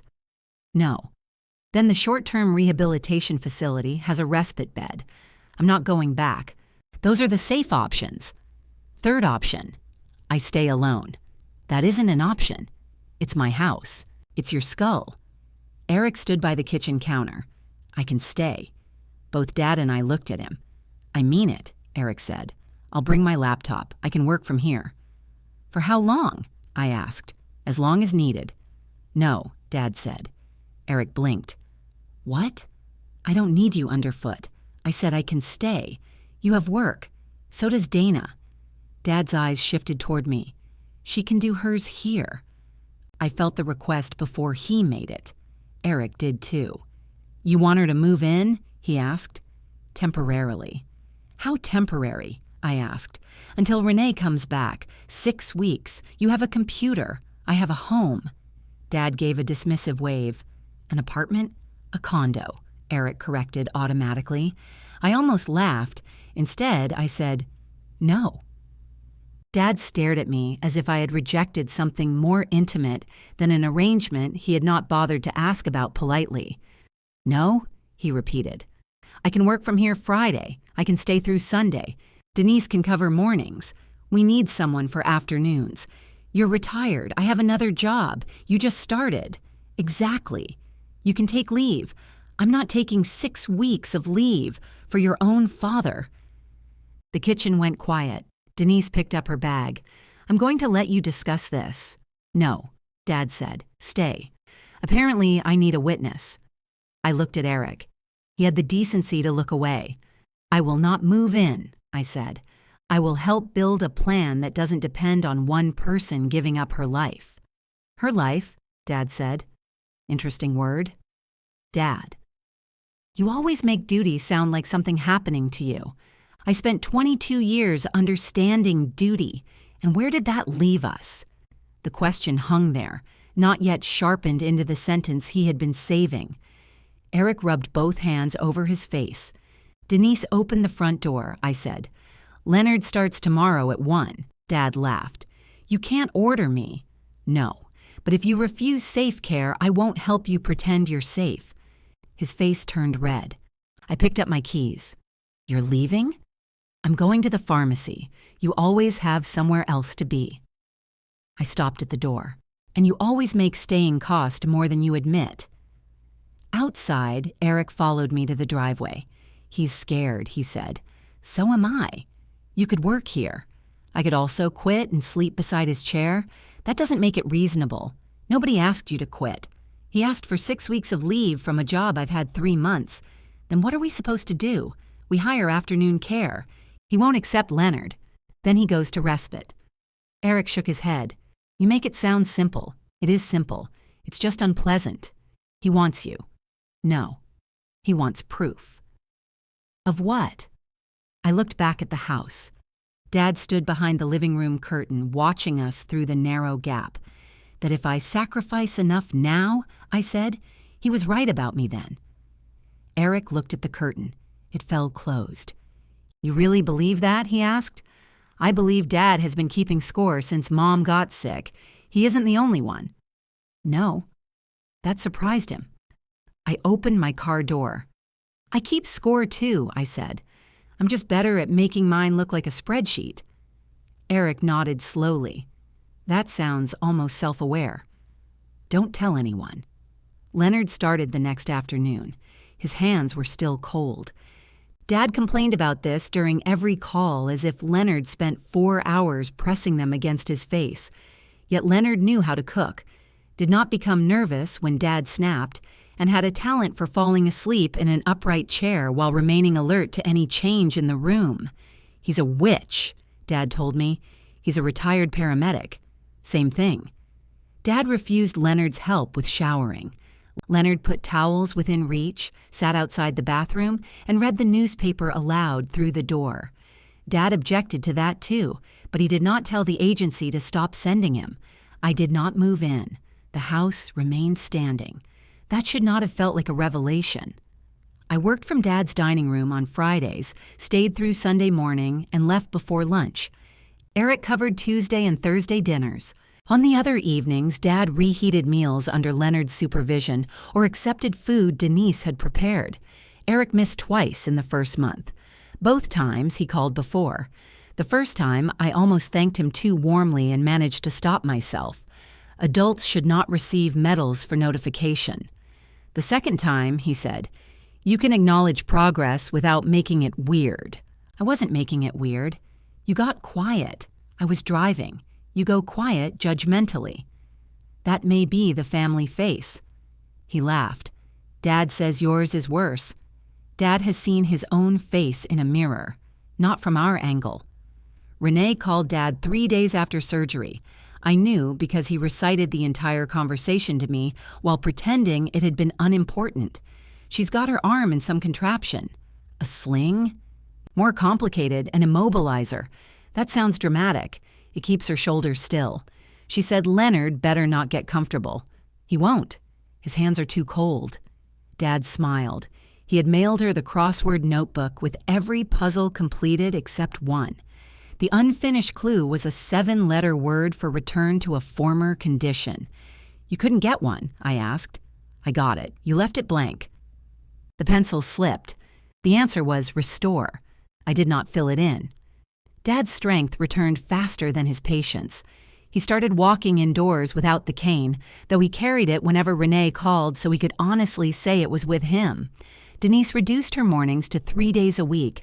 Leonard stayed in the afternoons because Dad tired around 3 and because the basement continued to tempt him. At his follow-up appointment, the doctor told him he was recovering well. Dad heard recovering and discarded the rest of the sentence. By the time Renee was cleared to drive, he had decided he no longer needed professional care. She returned on a Wednesday in a soft brace, moving her right arm carefully. Dad waited in his chair with the television off. "You're late," he said. "I'm 9 minutes early. Later than 6 weeks ago." Renee put her bag on the table. Dad looked at the brace. "Can you lift anything?" "My standards. Those were always low." She kissed his cheek. This time, he leaned toward her. I watched from the kitchen and pretended to inspect the basil. It had become woody and tall, reaching across the window like it wanted outside. Renee resumed 4-hour shifts on weekdays. Dad called them unnecessary. He also began planning lunch around what she liked and saving household complaints until she arrived. The problem was that improvement made everybody careless. Dad no longer looked fragile. His speech was clear. He could button his shirts, make coffee, and walk to the mailbox with his cane. Visitors saw those things and decided the rest of the work had disappeared. Eric proposed eliminating paid care entirely. "He has us," he said. We were in Dad's kitchen on a Sunday. Renee sat at the table reviewing her schedule while Dad cut coupons he would forget to use. "He has us now," I said. "He also has someone here every weekday. He doesn't need every weekday." Dad snipped through a coupon for oatmeal. "Correct. You fell the last time family coverage replaced professional coverage. That was months ago. Your head remembers. My head is fine." Eric opened the refrigerator and removed a container of stew. "We can make a rotating schedule. Who covers Monday?" "I can." "Tuesday?" "You." "I live 2 hours away." "You can call." "A phone call doesn't carry laundry." Dad tossed the coupon onto the pile. "I carry laundry now." "In small loads," Renee said. "Nobody asked you. You asked me yesterday." Dad turned to me. "See? I'm fine." Renee folded her schedule. "The opposite of needing help isn't being fine. It's needing less help." Dad ignored her. Eric suggested a family dinner to settle the issue. The phrase family dinner sounded harmless until he began inviting witnesses. Mom's sister, Joan, said she would come. Our cousin Melissa, who was 46 and lived nearby, offered to bring dessert. Eric invited Ron because Ron had been helping Dad with rides to the machine shop retirees' breakfast. "Why is Ron part of a care meeting?" I asked. "Dad wants him there." "Will Ron be bathing him?" Dad, who was listening on speaker, said, "Ron served in Korea. Ron was born in 1958. He served at the Kia plant in Korea. That is not the same thing. It was dangerous," Dad said. The dinner took place on a Friday. I arrived at 5 with a pan of roasted vegetables and the blue folder. Dad had already placed a roast in the oven. He insisted he had done it himself, though the kitchen smelled like Renee's seasoning. She was scheduled to leave at 6. Eric promised to arrive at 5:30. At 6:10, he texted that he was 10 minutes away. At 6:35, Dad's left hand began trembling while he spooned gravy into a ceramic boat. The spoon struck the rim twice. Renee took it from him. "I can do that." "You did. Then give it back." "You're tired." "I have company. Company makes you more tired, not less." Dad scowled, but he let her carry the gravy to the table. "You should stay and eat," Joan said. Renee looked toward the door. Dad said, "Might as well." Eric's apparently coming from another state. So Renee sat 3 seats away from me, between Ron and an empty chair. Eric arrived at 6:40, carrying wine and apologizing to everybody individually. He kissed Joan, hugged Melissa, shook Ron's hand, and squeezed Dad's shoulder. Then he looked at Renee. "I thought this was family." "She kept your dinner warm," Dad said. Eric smiled at her. "Then she's family tonight." Renee did not return the smile. Dinner began politely. Melissa praised the roast. Ron told a long story about a forklift. Joan asked me whether retirement was agreeing with me, as if it were a digestive supplement. Then Eric opened the blue folder. "I think Dad's at a point where we can handle things ourselves," he said. "He shouldn't be paying people to sit around." Renee took a bite of potato. I said, Renee doesn't sit around. Not Renee specifically. Caregivers in general. Those are people. You know what I mean. I usually do. Dad set down his fork. I want my house back. You have your house, I said. I have a workplace. Notes on the counter. People checking what I eat. Because what you eat affects your blood pressure. Everything affects my blood pressure when you're here. Ron laughed. Nobody else did. Eric spread the schedule on the table. I can cover 3 days. You currently cover 2 dinners. I can do more. Based on what? Based on being his son. That doesn't create hours. Joan shifted in her chair. Dana, maybe you could spend a little more time here now that you're retired. I work full time, but you have flexibility. I work remotely 1 day a week. From here. Dad said, she's very generous with Fridays. I looked at him. He pushed food around his plate. I kept my voice steady. Here's what I can sustain. I'll coordinate appointments. I'll cover Friday evening through Sunday morning twice a month, and Sunday dinner the other weeks. I'll call every night. I will not move in, quit my job, or become the plan when someone else cancels. You mean when Eric cancels? Dad said. I mean when anyone cancels. Eric leaned back. You don't have to protect my feelings. I'm not. No, Dad said. You never have. His left hand trembled again. Gravy spotted the front of his shirt. Renee reached for a napkin. Dad pulled away. I can clean myself. No one spoke while he wiped at the stain. It spread. I wanted to help. I kept my hands in my lap. Dad looked at the blue folder, then at me. You don't get to walk in here with your schedules and your rules and pretend you choose family now, he said. You chose the army over us. Renee folded her paper napkin into a square, then another. The old version of me rose inside my chest, carrying dates, flights, and every phone call nobody remembered. I let her sit down. Then I looked at Renee. You answer him. Eric gave a short laugh. What's she supposed to know about it? Renee placed the folded napkin beside her plate. She looked at Dad. You sure you want me to answer that, Mr. Mercer? For the first time all evening, Dad looked frightened. No, he said. I don't. This is family business. Renee nodded. All right. She picked up her fork. The relief on Dad's face lasted less than a second. Then I said, I want you to answer. Renee looked at me. You sure? Yes. She sat back. I know Dana gets here before my shift on Fridays, she said. I know she washes the socks you won't let me touch.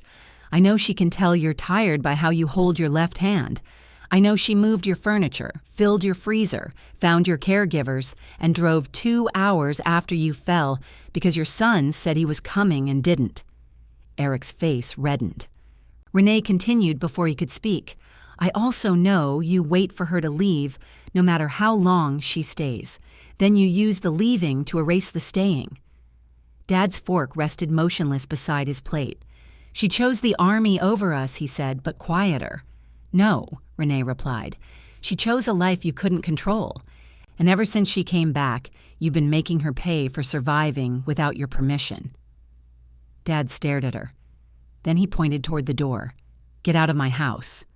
Renee stood. I stood with her. Dad looked at me. Sit down. If she goes, I go. I am your father. And she told the truth. His face hardened. Then go. I took the blue folder off the table and left the schedule behind. Renee followed me through the front hall without looking back. Behind us, chairs scraped and people began speaking all at once. Joan said Walter's name in the tone she usually reserved for funerals and burned casseroles. Eric called mine. I opened the front door. Cold air struck the heat in my face. Renee put on her coat one-handed, still careful with her shoulder. You don't need to drive me. I wasn't going to. Good. We stepped onto the porch. The door opened behind us. Eric came out without a coat. What the hell was that? He asked. Renee continued toward her car. I turned. Dinner. You set him up. I stated what I could do. You brought the folder. You made that little speech. Then you had her waiting to attack him. Renee stopped at the walkway. I wasn't waiting, she said. I was eating cold roast. Eric ignored her. You knew what Dad would say. Yes. You wanted him to say it in front of everybody. No. I expected him to. What's the difference? Wanting means I still hope he'll surprise me. Eric rubbed both hands over his face. He had a stroke 7 months ago, and that sentence is older than the stroke. He's tired. He's embarrassed. So am I. You always leave right when everybody's upset. I stared at him. He heard our father in his own voice and looked away.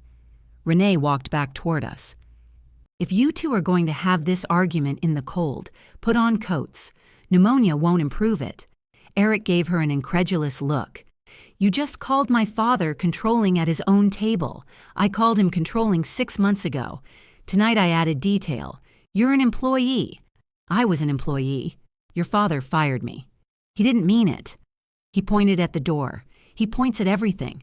That may be why people keep leaving through it. She went to her car. I followed. Before she opened the door, Renee looked at me. Don't use what I said as your answer forever. I didn't use you. You told me to answer because he doesn't see what you do. He saw it. That's why he got angry. I folded my arms against the cold. Renee lowered her voice. You keep thinking if the right witness says the right thing, he'll have to understand. He doesn't. I know. No, you know how to say you know. That irritated me because it was true in a shape I had not approved. What should I have done? I asked. Said your part. I've said it for years. You've presented evidence for years. Different thing. The front curtains moved. Dad was watching again. Renee opened her car door. Go home, Dana. I mean you're home. She got in and drove away. Joan met me at the bottom of the porch steps. She had put on her coat but not zipped it. Your father was wrong, she said. Which time? Don't make me regret coming out here. I'm sorry. She wrapped her coat tighter. Lorraine worried about you constantly. I know. She was proud of you too. Those things aren't opposites. No. Through the window, Melissa and Ron cleared plates. Eric stood with his back to the room, holding the kitchen counter. Dad was no longer visible. Joan said, Your mother could be very convincing when she wanted people to leave her alone. She told me she was fine. She told me that too. You were here. I lived 10 minutes away. She still locked the bathroom door. The image was becoming crowded now. Mom crying behind one bathroom door while Dad listened. Mom behind another while Eric stood in the hall. Joan carrying groceries, hearing water run too long, choosing not to knock because Lorraine had asked for dignity.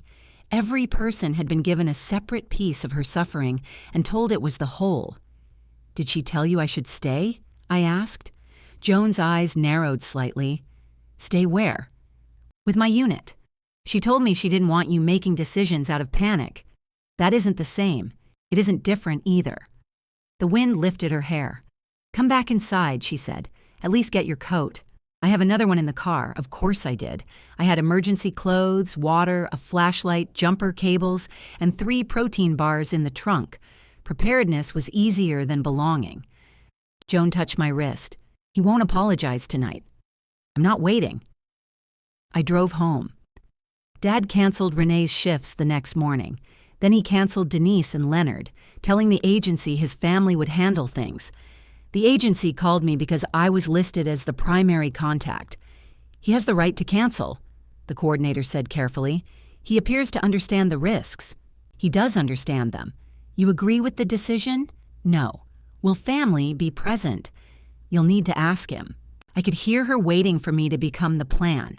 I did not. Eric called that afternoon. Dad says he fired the agency. He did. You knew. They called. And you didn't call me? You said family could handle it. I didn't mean without a transition. What transition? I need to move meetings, set up food, figure out mornings. Yes. He was quiet. You're really going to let this happen, he said. I'm not letting anything happen. Dad made a choice. You know I can't be there all day. You said he had us. That was before he fired everyone. That was the proposal. I meant eventually. You never said eventually, because you kept attacking every idea. I asked who would cover Monday. He hung up. Dad did not answer my call that evening. I called once. Then I sent a message. I'm here when you want to talk. The agency can reinstate care. He read it and did not reply. The next night he answered. What? He said. How are you? Fine. Did you eat? Yes. What? Food. We had returned to breakfast food. Did you take your medication? I'm not incompetent. I didn't say you were. You didn't have to, a television murmured behind him. The house sounded enormous around it. I'll call tomorrow, I said. Don't put yourself out. He ended the call. Eric handled the first week with impressive energy. He arrived before 8, made breakfast, drove Dad to therapy, answered emails from the kitchen, and stayed until after dinner. He sent no photographs this time. On Thursday, he asked Ron to cover 2 hours. On Friday, Dad skipped therapy because Eric had an appointment. By Monday, Eric began arriving at 10. Dad's evening answers grew shorter. He said he had eaten when he had not. I could tell by the way his voice thinned. He missed a blood pressure medication and took it at midnight, then felt dizzy the next morning. He told me because he wanted to complain that the medication was defective. Call the doctor's office, I said. You call. You can call. You have all the numbers. They're on the refrigerator. The refrigerator is downstairs. You're downstairs. Silence. I closed my eyes. Dad, where are you? Bedroom. You use the stairs alone? I'm allowed upstairs, with someone nearby. I needed clean shirts. Where's Eric? Working. Call him. He's working. Call the agency. I fired them, I know. Then stop giving me useless answers. The old response rose automatically. I'll come. I held it behind my teeth. Your choices are Eric, the agency, or the neighbor if you need help right now. I don't need help. Then why did you ask me to call the doctor? I didn't ask. You offered. I didn't. That's what you do. Not this time, I thought. Out loud, I said. I'll talk to you tonight. He hung up. I sat at my desk for several minutes, staring at an order report without seeing it. Blake stopped beside the cubicle wall. You all right? My father is upstairs. He waited. At his house, I clarified. That part was implied. He shouldn't be there alone. Are you leaving? No. Blake nodded. All right. He did not congratulate me on having boundaries. He asked whether the order report would be ready before lunch. It was. On Wednesday, Eric appeared at my condo at 9:30 at night. He looked exhausted. His hair was uncombed, and there was a pale stain on the front of his shirt. What is that? I asked. Soup. You finally carried it in a travel mug? He did not smile. I let him inside. He sat at my kitchen counter and stared at the bowl of apples as if they had personally disappointed him. Dad threw his cane, he said. At you? At the wall. Why? I told him he couldn't go downstairs. Is he hurt? No. Did the cane survive? Dana.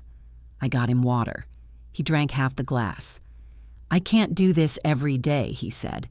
I leaned against the opposite counter. I know, don't. Don't what? Be right nicely. It's worse. I'm not trying to be right. You don't have to try. He rubbed his face.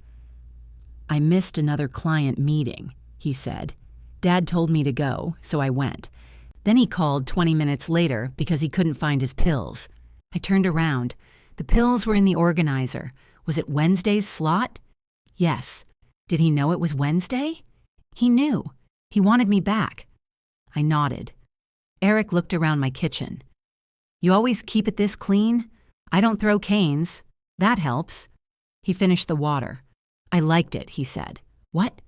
Being the one who stayed. I did not move. He told everybody I was the loyal one. I let him. When you came back, I thought you were taking that from me. I wasn't. I know. He looked down at his hands. And if he kept being mad at you, he said, nobody had to ask what I actually did. The refrigerator hummed behind me. What are you going to do? I asked. Eric exhaled. Call the agency. Good. He won't agree. Then tell him what you can genuinely do and stop promising the rest. Eric nodded. At the door, he turned back. You think Renee would come? Not without an apology. From Dad? Yes. He almost laughed. Then he looked tired again. So, no. I watched him leave. My phone rang before his truck had backed out of the parking space. Dad's name lit the screen. I answered. He said, "What did your brother tell you? That he can't do this alone?" A pause. Then Dad asked, "Did Renee leave a number?" "The number is in the blue folder," I said. "You took the blue folder. The agency number is on the refrigerator. I'm asking about Renee. You have her number." "No, I don't. She called you after surgery. On the house phone. The house phone has caller ID. It deletes things. Phones don't delete things selectively because they're embarrassed." Dad was quiet. I could hear him breathing. The television turned low behind him. "What do I say?" he asked. It was the first time in my life I remembered my father asking me that. The truth. Which truth? That you were angry because she defended me, so you punished her for it. That you need help. That you want her back. I'm not saying I need help. Then don't call. Dana, I'm not arranging an apology for you. I didn't ask you to. You asked me what to say. I asked for a phone number. Call the agency. They'll give it to you if she agrees. He sighed. Everything has to be difficult. No, some things are just direct. You'd know. I do. I expected him to hang up. Instead, he said, "Your brother's car still there?" "He left. He shouldn't be driving tired. He's 39. That doesn't make him less tired." "No." Another silence. Then Dad said, "Drive careful," and ended the call. The agency called me at 10 the next morning. "Your father would like to reinstate services," the coordinator said. "What changed?" He said family coverage was no longer adequate. I sat back in my chair. Those 6 words must have cost him blood. Is Renee returning? That will be between them. Denise can resume Monday. Leonard has afternoon availability starting Wednesday. Did Dad agree to Leonard? He requested him. By name? He called him Cold Hands, but yes. I smiled before I could stop myself. Renee did not return that week. Dad never asked me to call her again. He did not report whether he had reached her, and I did not investigate. The agency resumed care. Denise made breakfast 3 mornings. Leonard handled 5 afternoons and pretended not to notice when Dad turned the heat up before he arrived. Eric committed to Tuesday and Thursday dinner. When a work appointment threatened Thursday, he called Dad, the agency, and me the day before. Leonard stayed an extra hour. "I paid overtime," Eric said during our evening call. "You want a receipt or a parade?" "I want acknowledgement. You handled it." "Thank you." "You're welcome." Dad said we were both exhausting and hung up on speaker. Renee returned the following Monday. I knew because Dad called at 11:14. "She's here," he said. "Okay. That's all? What would you like?" "I thought you'd want to know." "I do. Thank you for telling me." She brought muffins. Blueberry. Bran. That sounds punitive. Renee's voice came from the background. "It is." Dad lowered his voice. "She's still touchy." "I can hear you," Renee said. "You were meant to." I smiled into the phone. "What did you say to her?" I asked. "What I had to." "What did you have to say?" "That's family business." Renee called. He apologized. Dad hung up. On Friday, I arrived while Renee was helping him carry a small basket of folded towels from the laundry room. He held the basket with both hands. She walked beside him without touching it. The moment he saw me, he tried to lift it higher. "Don't perform," Renee said. "I'm carrying towels. You're auditioning." Dad placed the basket on the kitchen table. His left hand shook from the effort. He tucked it into his pocket. Renee looked at me. He apologized. So I heard. It was terrible. "I said I was sorry," Dad protested. "You said, 'Apparently I overreacted.'" "I did overreact, apparently." He pulled out a chair. "You came back." "I came back because I accepted the apology. That doesn't make it good." Dad looked at me for support. I set my bag down. I wasn't there. "Convenient," he muttered. Renee handed him a stack of washcloths. "Put these away." He took them and left the kitchen. When he was out of earshot, I said, "Thank you for coming back. I didn't come back for you." "I know," he asked directly. He accepted the hours. He agreed not to fire me during arguments. That was a specific clause? It is now. She wiped the table where the laundry basket had been. I told him if he ever uses my job to punish his daughter again, I'll leave before he points. What did he say? He said, "You don't need defending." I looked toward the hallway. Renee folded the dish towel. I told him that was never the point. Dad reappeared. "You two whisper like bad pipes. We were discussing your excellent apology," I said. He frowned at Renee. "You said we were done with that." "We were." "Then your daughter arrived. Should have put it on the schedule." Dinner that night was grilled chicken, rice, and green beans. Dad used too much pepper. I did not correct him. Afterward, Ron stopped by with a newspaper clipping about the old machine shop being renovated into apartments. He stood in the kitchen and talked for 10 minutes before noticing me at the sink. "Army let you off again?" he asked. "I retired 7 months ago." "That's right. Your dad said you've got some supply job now, medical distribution, still running things." "She runs everything," Dad said. His voice had the old edge, but then he added, "She got this house ready when I came home. Found the agency, too." Ron nodded. "Good having family close." Dad looked at me. "She drives from Pittsburgh," he said. 2 hours. Eric's the close one. It was a simple correction. No apology attached. No audience beyond a man holding a newspaper. I turned back to the sink before either of them saw my face. When Ron left, Dad acted as if nothing had happened. I let him. The pattern of the house changed, not dramatically. Dad still argued about medication and tried to carry things he should not. Eric still arrived late sometimes. I still felt the urge to monitor every gap, but the gaps stopped being mine automatically. If Eric canceled, he found coverage. If Dad refused lunch, Renee let him be hungry until he changed his mind. Denise kept the morning notes. Leonard kept his cold hands to himself. I came twice a month for the full weekend and on 2 Sundays for dinner, exactly as I had said. The first Friday, I did not come. Dad called at 6. "Where are you?" "Home." "It's Friday." "It's the second Friday." "What does that mean?" "I'm coming next week." He was silent. Then he said, "I thought that started next month." "No." "What are you doing?" "Eating Thai food." "You don't like spicy food." I ordered mild. "That's not Thai food. That's vegetables with a passport." I laughed. He asked what I had ordered. I told him. We spoke for 9 minutes without discussing medicine, care, or the army. It felt stranger than any argument. The next time I visited, Mom's photograph had moved from the den dresser to the living room mantel. Dad had put it beside a picture of Eric and me at his second wedding. Eric wore a tan suit that didn't fit, and I wore my dress uniform because I had flown in that morning and my luggage had gone to Atlanta. Mom had laughed until she cried when I entered the church in uniform. The memory came so quickly that I had to sit down. Dad was in the kitchen making coffee. "Why'd you move the picture?" I asked. "Better light. There's less light in here." Then I moved it for worse light. He carried 2 mugs into the room using a tray Renee had bought. He placed one in front of me. "You didn't ask how I take it." "Black." I could have changed. "You didn't." He sat across from me. For several minutes, we drank coffee and listened to the furnace. Then he said, "The cemetery could have waited."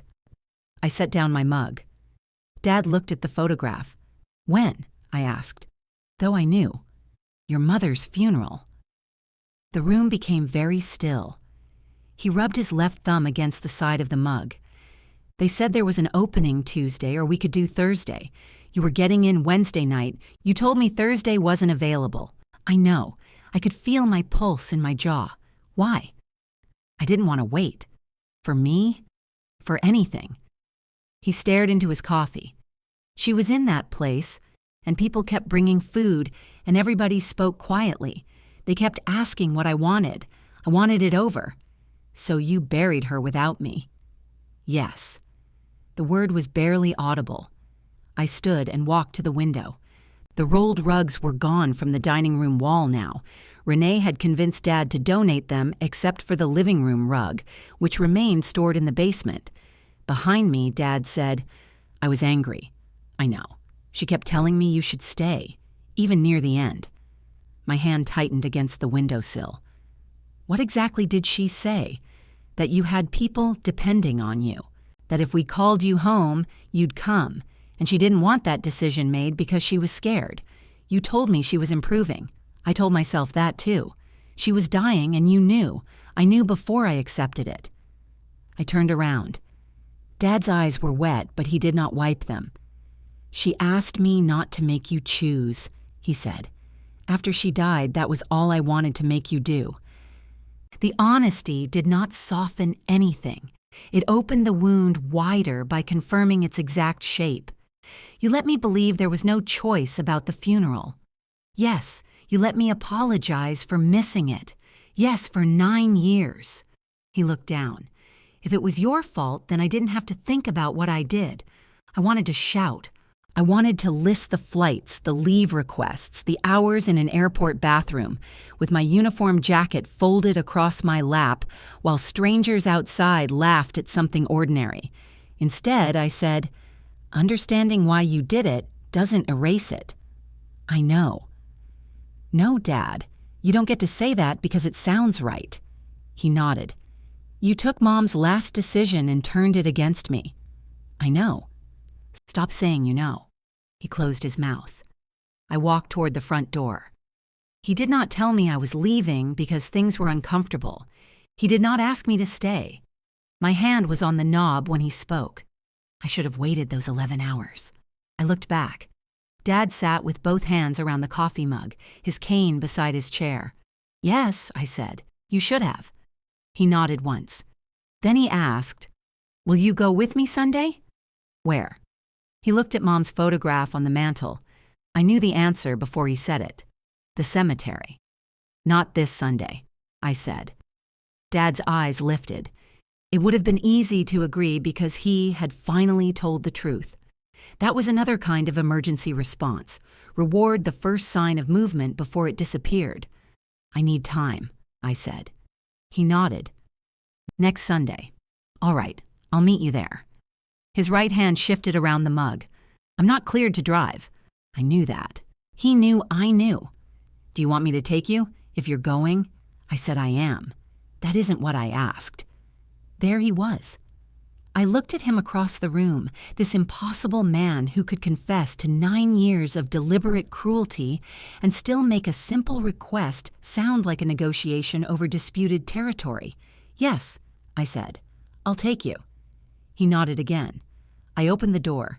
"Dana." I turned. Dad looked toward Mom's photograph instead of at me. "I'm sorry." The words were quiet, awkward, and completely insufficient. For once, he did not try to enlarge them. I went home. My condo was exactly as I had left it. One coffee mug in the sink, the throw blanket folded over the couch, a grocery list held to the refrigerator by a magnet from Fort Leonard Wood. I had spent years appreciating the silence. That night, it felt like everybody had been told to evacuate. I opened the refrigerator, stared inside, and closed it. I changed my shirt, walked from the bedroom to the kitchen, then returned because I could not remember why I had gone there. At 10, Eric called. "Dad said you left upset. Dad's reporting speed has improved." What happened? I sat on the edge of my bed. He told me the cemetery offered Tuesday or Thursday. Eric said nothing. He chose Tuesday, I continued. He knew I would arrive Wednesday night. No, yes. He told me Thursday wasn't available. He told everybody that. The line went quiet enough that I checked the screen to see whether the call had dropped. Eric said, "Why would he tell you now?" I think he got tired of protecting the version where he did nothing wrong. That doesn't sound like Dad. It didn't sound like him when he asked for Renee's number either. I could hear Eric walking. A cabinet opened and closed. "I was with him when they asked," he said. "What?" "At the funeral home." I was there, but I went outside to call Joan. When I came back, he said it had to be Tuesday. He might have decided while you were outside. He did. Neither of us spoke. I blamed you, Eric said. I know. No, I mean that day. When they closed the casket, I looked at the door because I thought maybe you'd walk in anyway. I kept looking. Then Dad said the Army wouldn't release you. I was released. My transport was delayed. He knew that? Yes, Eric breathed out. I hated you, he said. I know. Stop saying you know. The words were Dad's, and we both heard it. I'm sorry, I said. Eric sat down somewhere. I heard a chair creak. I hated you because Mom kept asking what time it was, he said. Not at the end. Before, that last week. She'd wake up and ask, and I thought she was waiting for you. Maybe she was. She told you to stay. She could do both. I lay back on the bed and stared at the ceiling. She told all of us a different version, I said. She was sick. I know. And Dad was losing his mind. I know. And I liked being the one who was there. I know that too.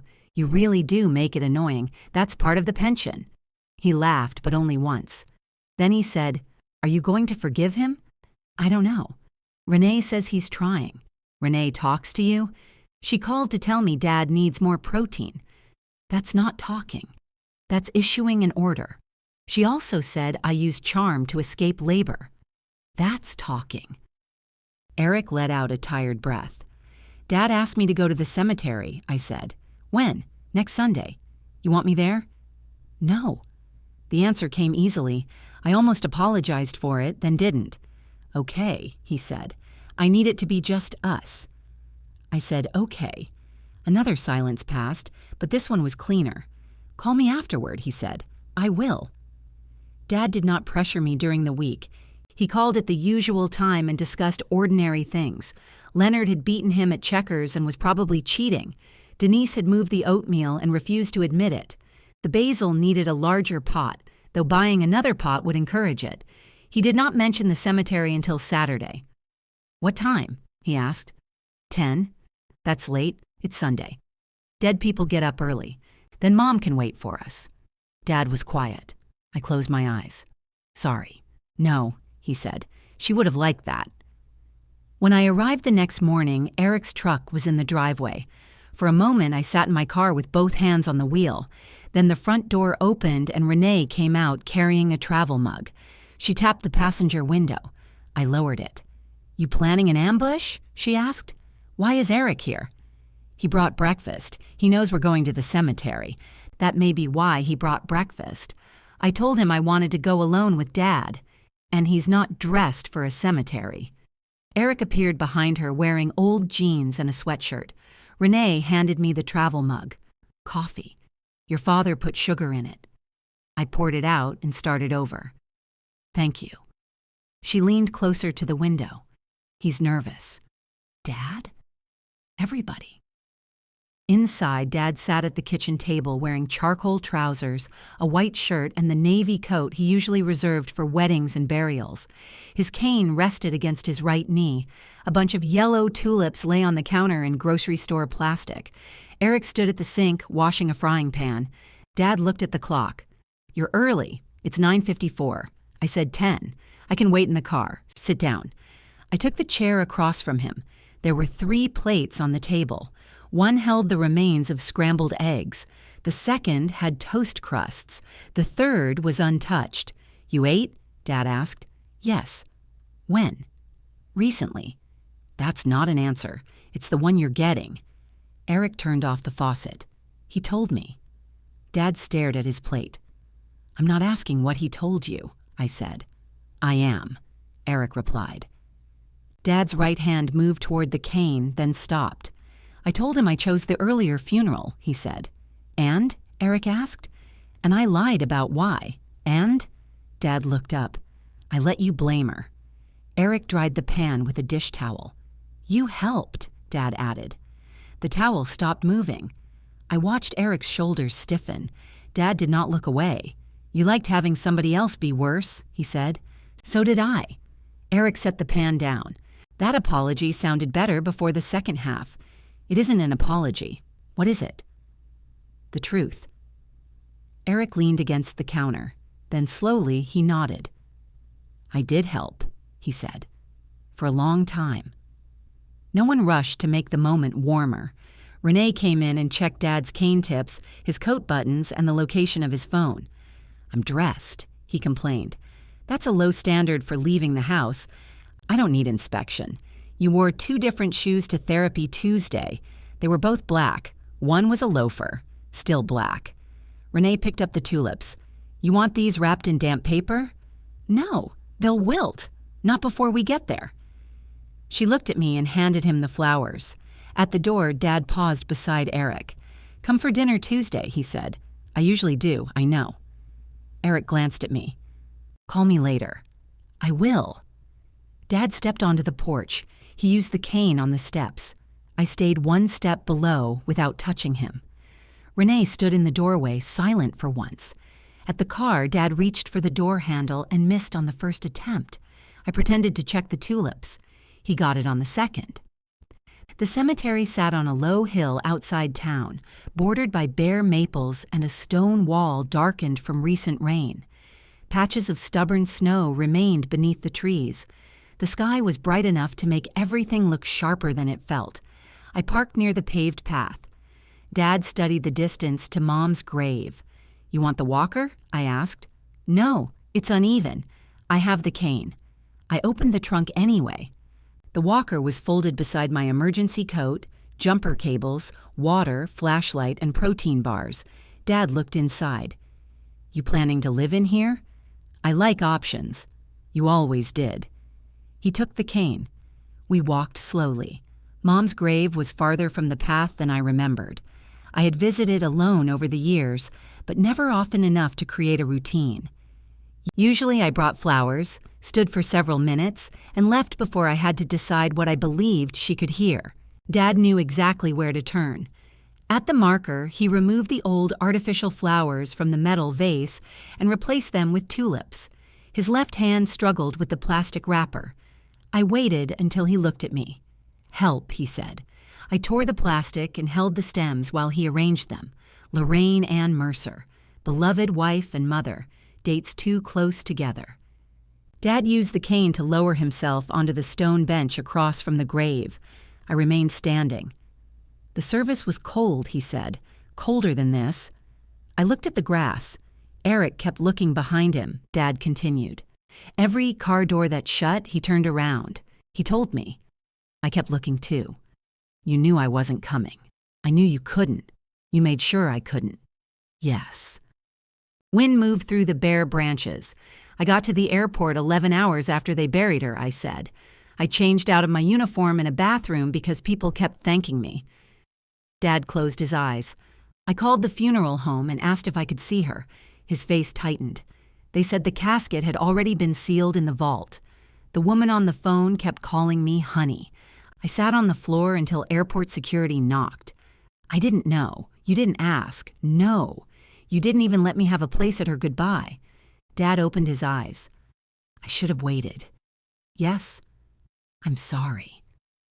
I sat at the far end of the bench. "I don't know what forgiveness looks like for this," I said. "You don't have to.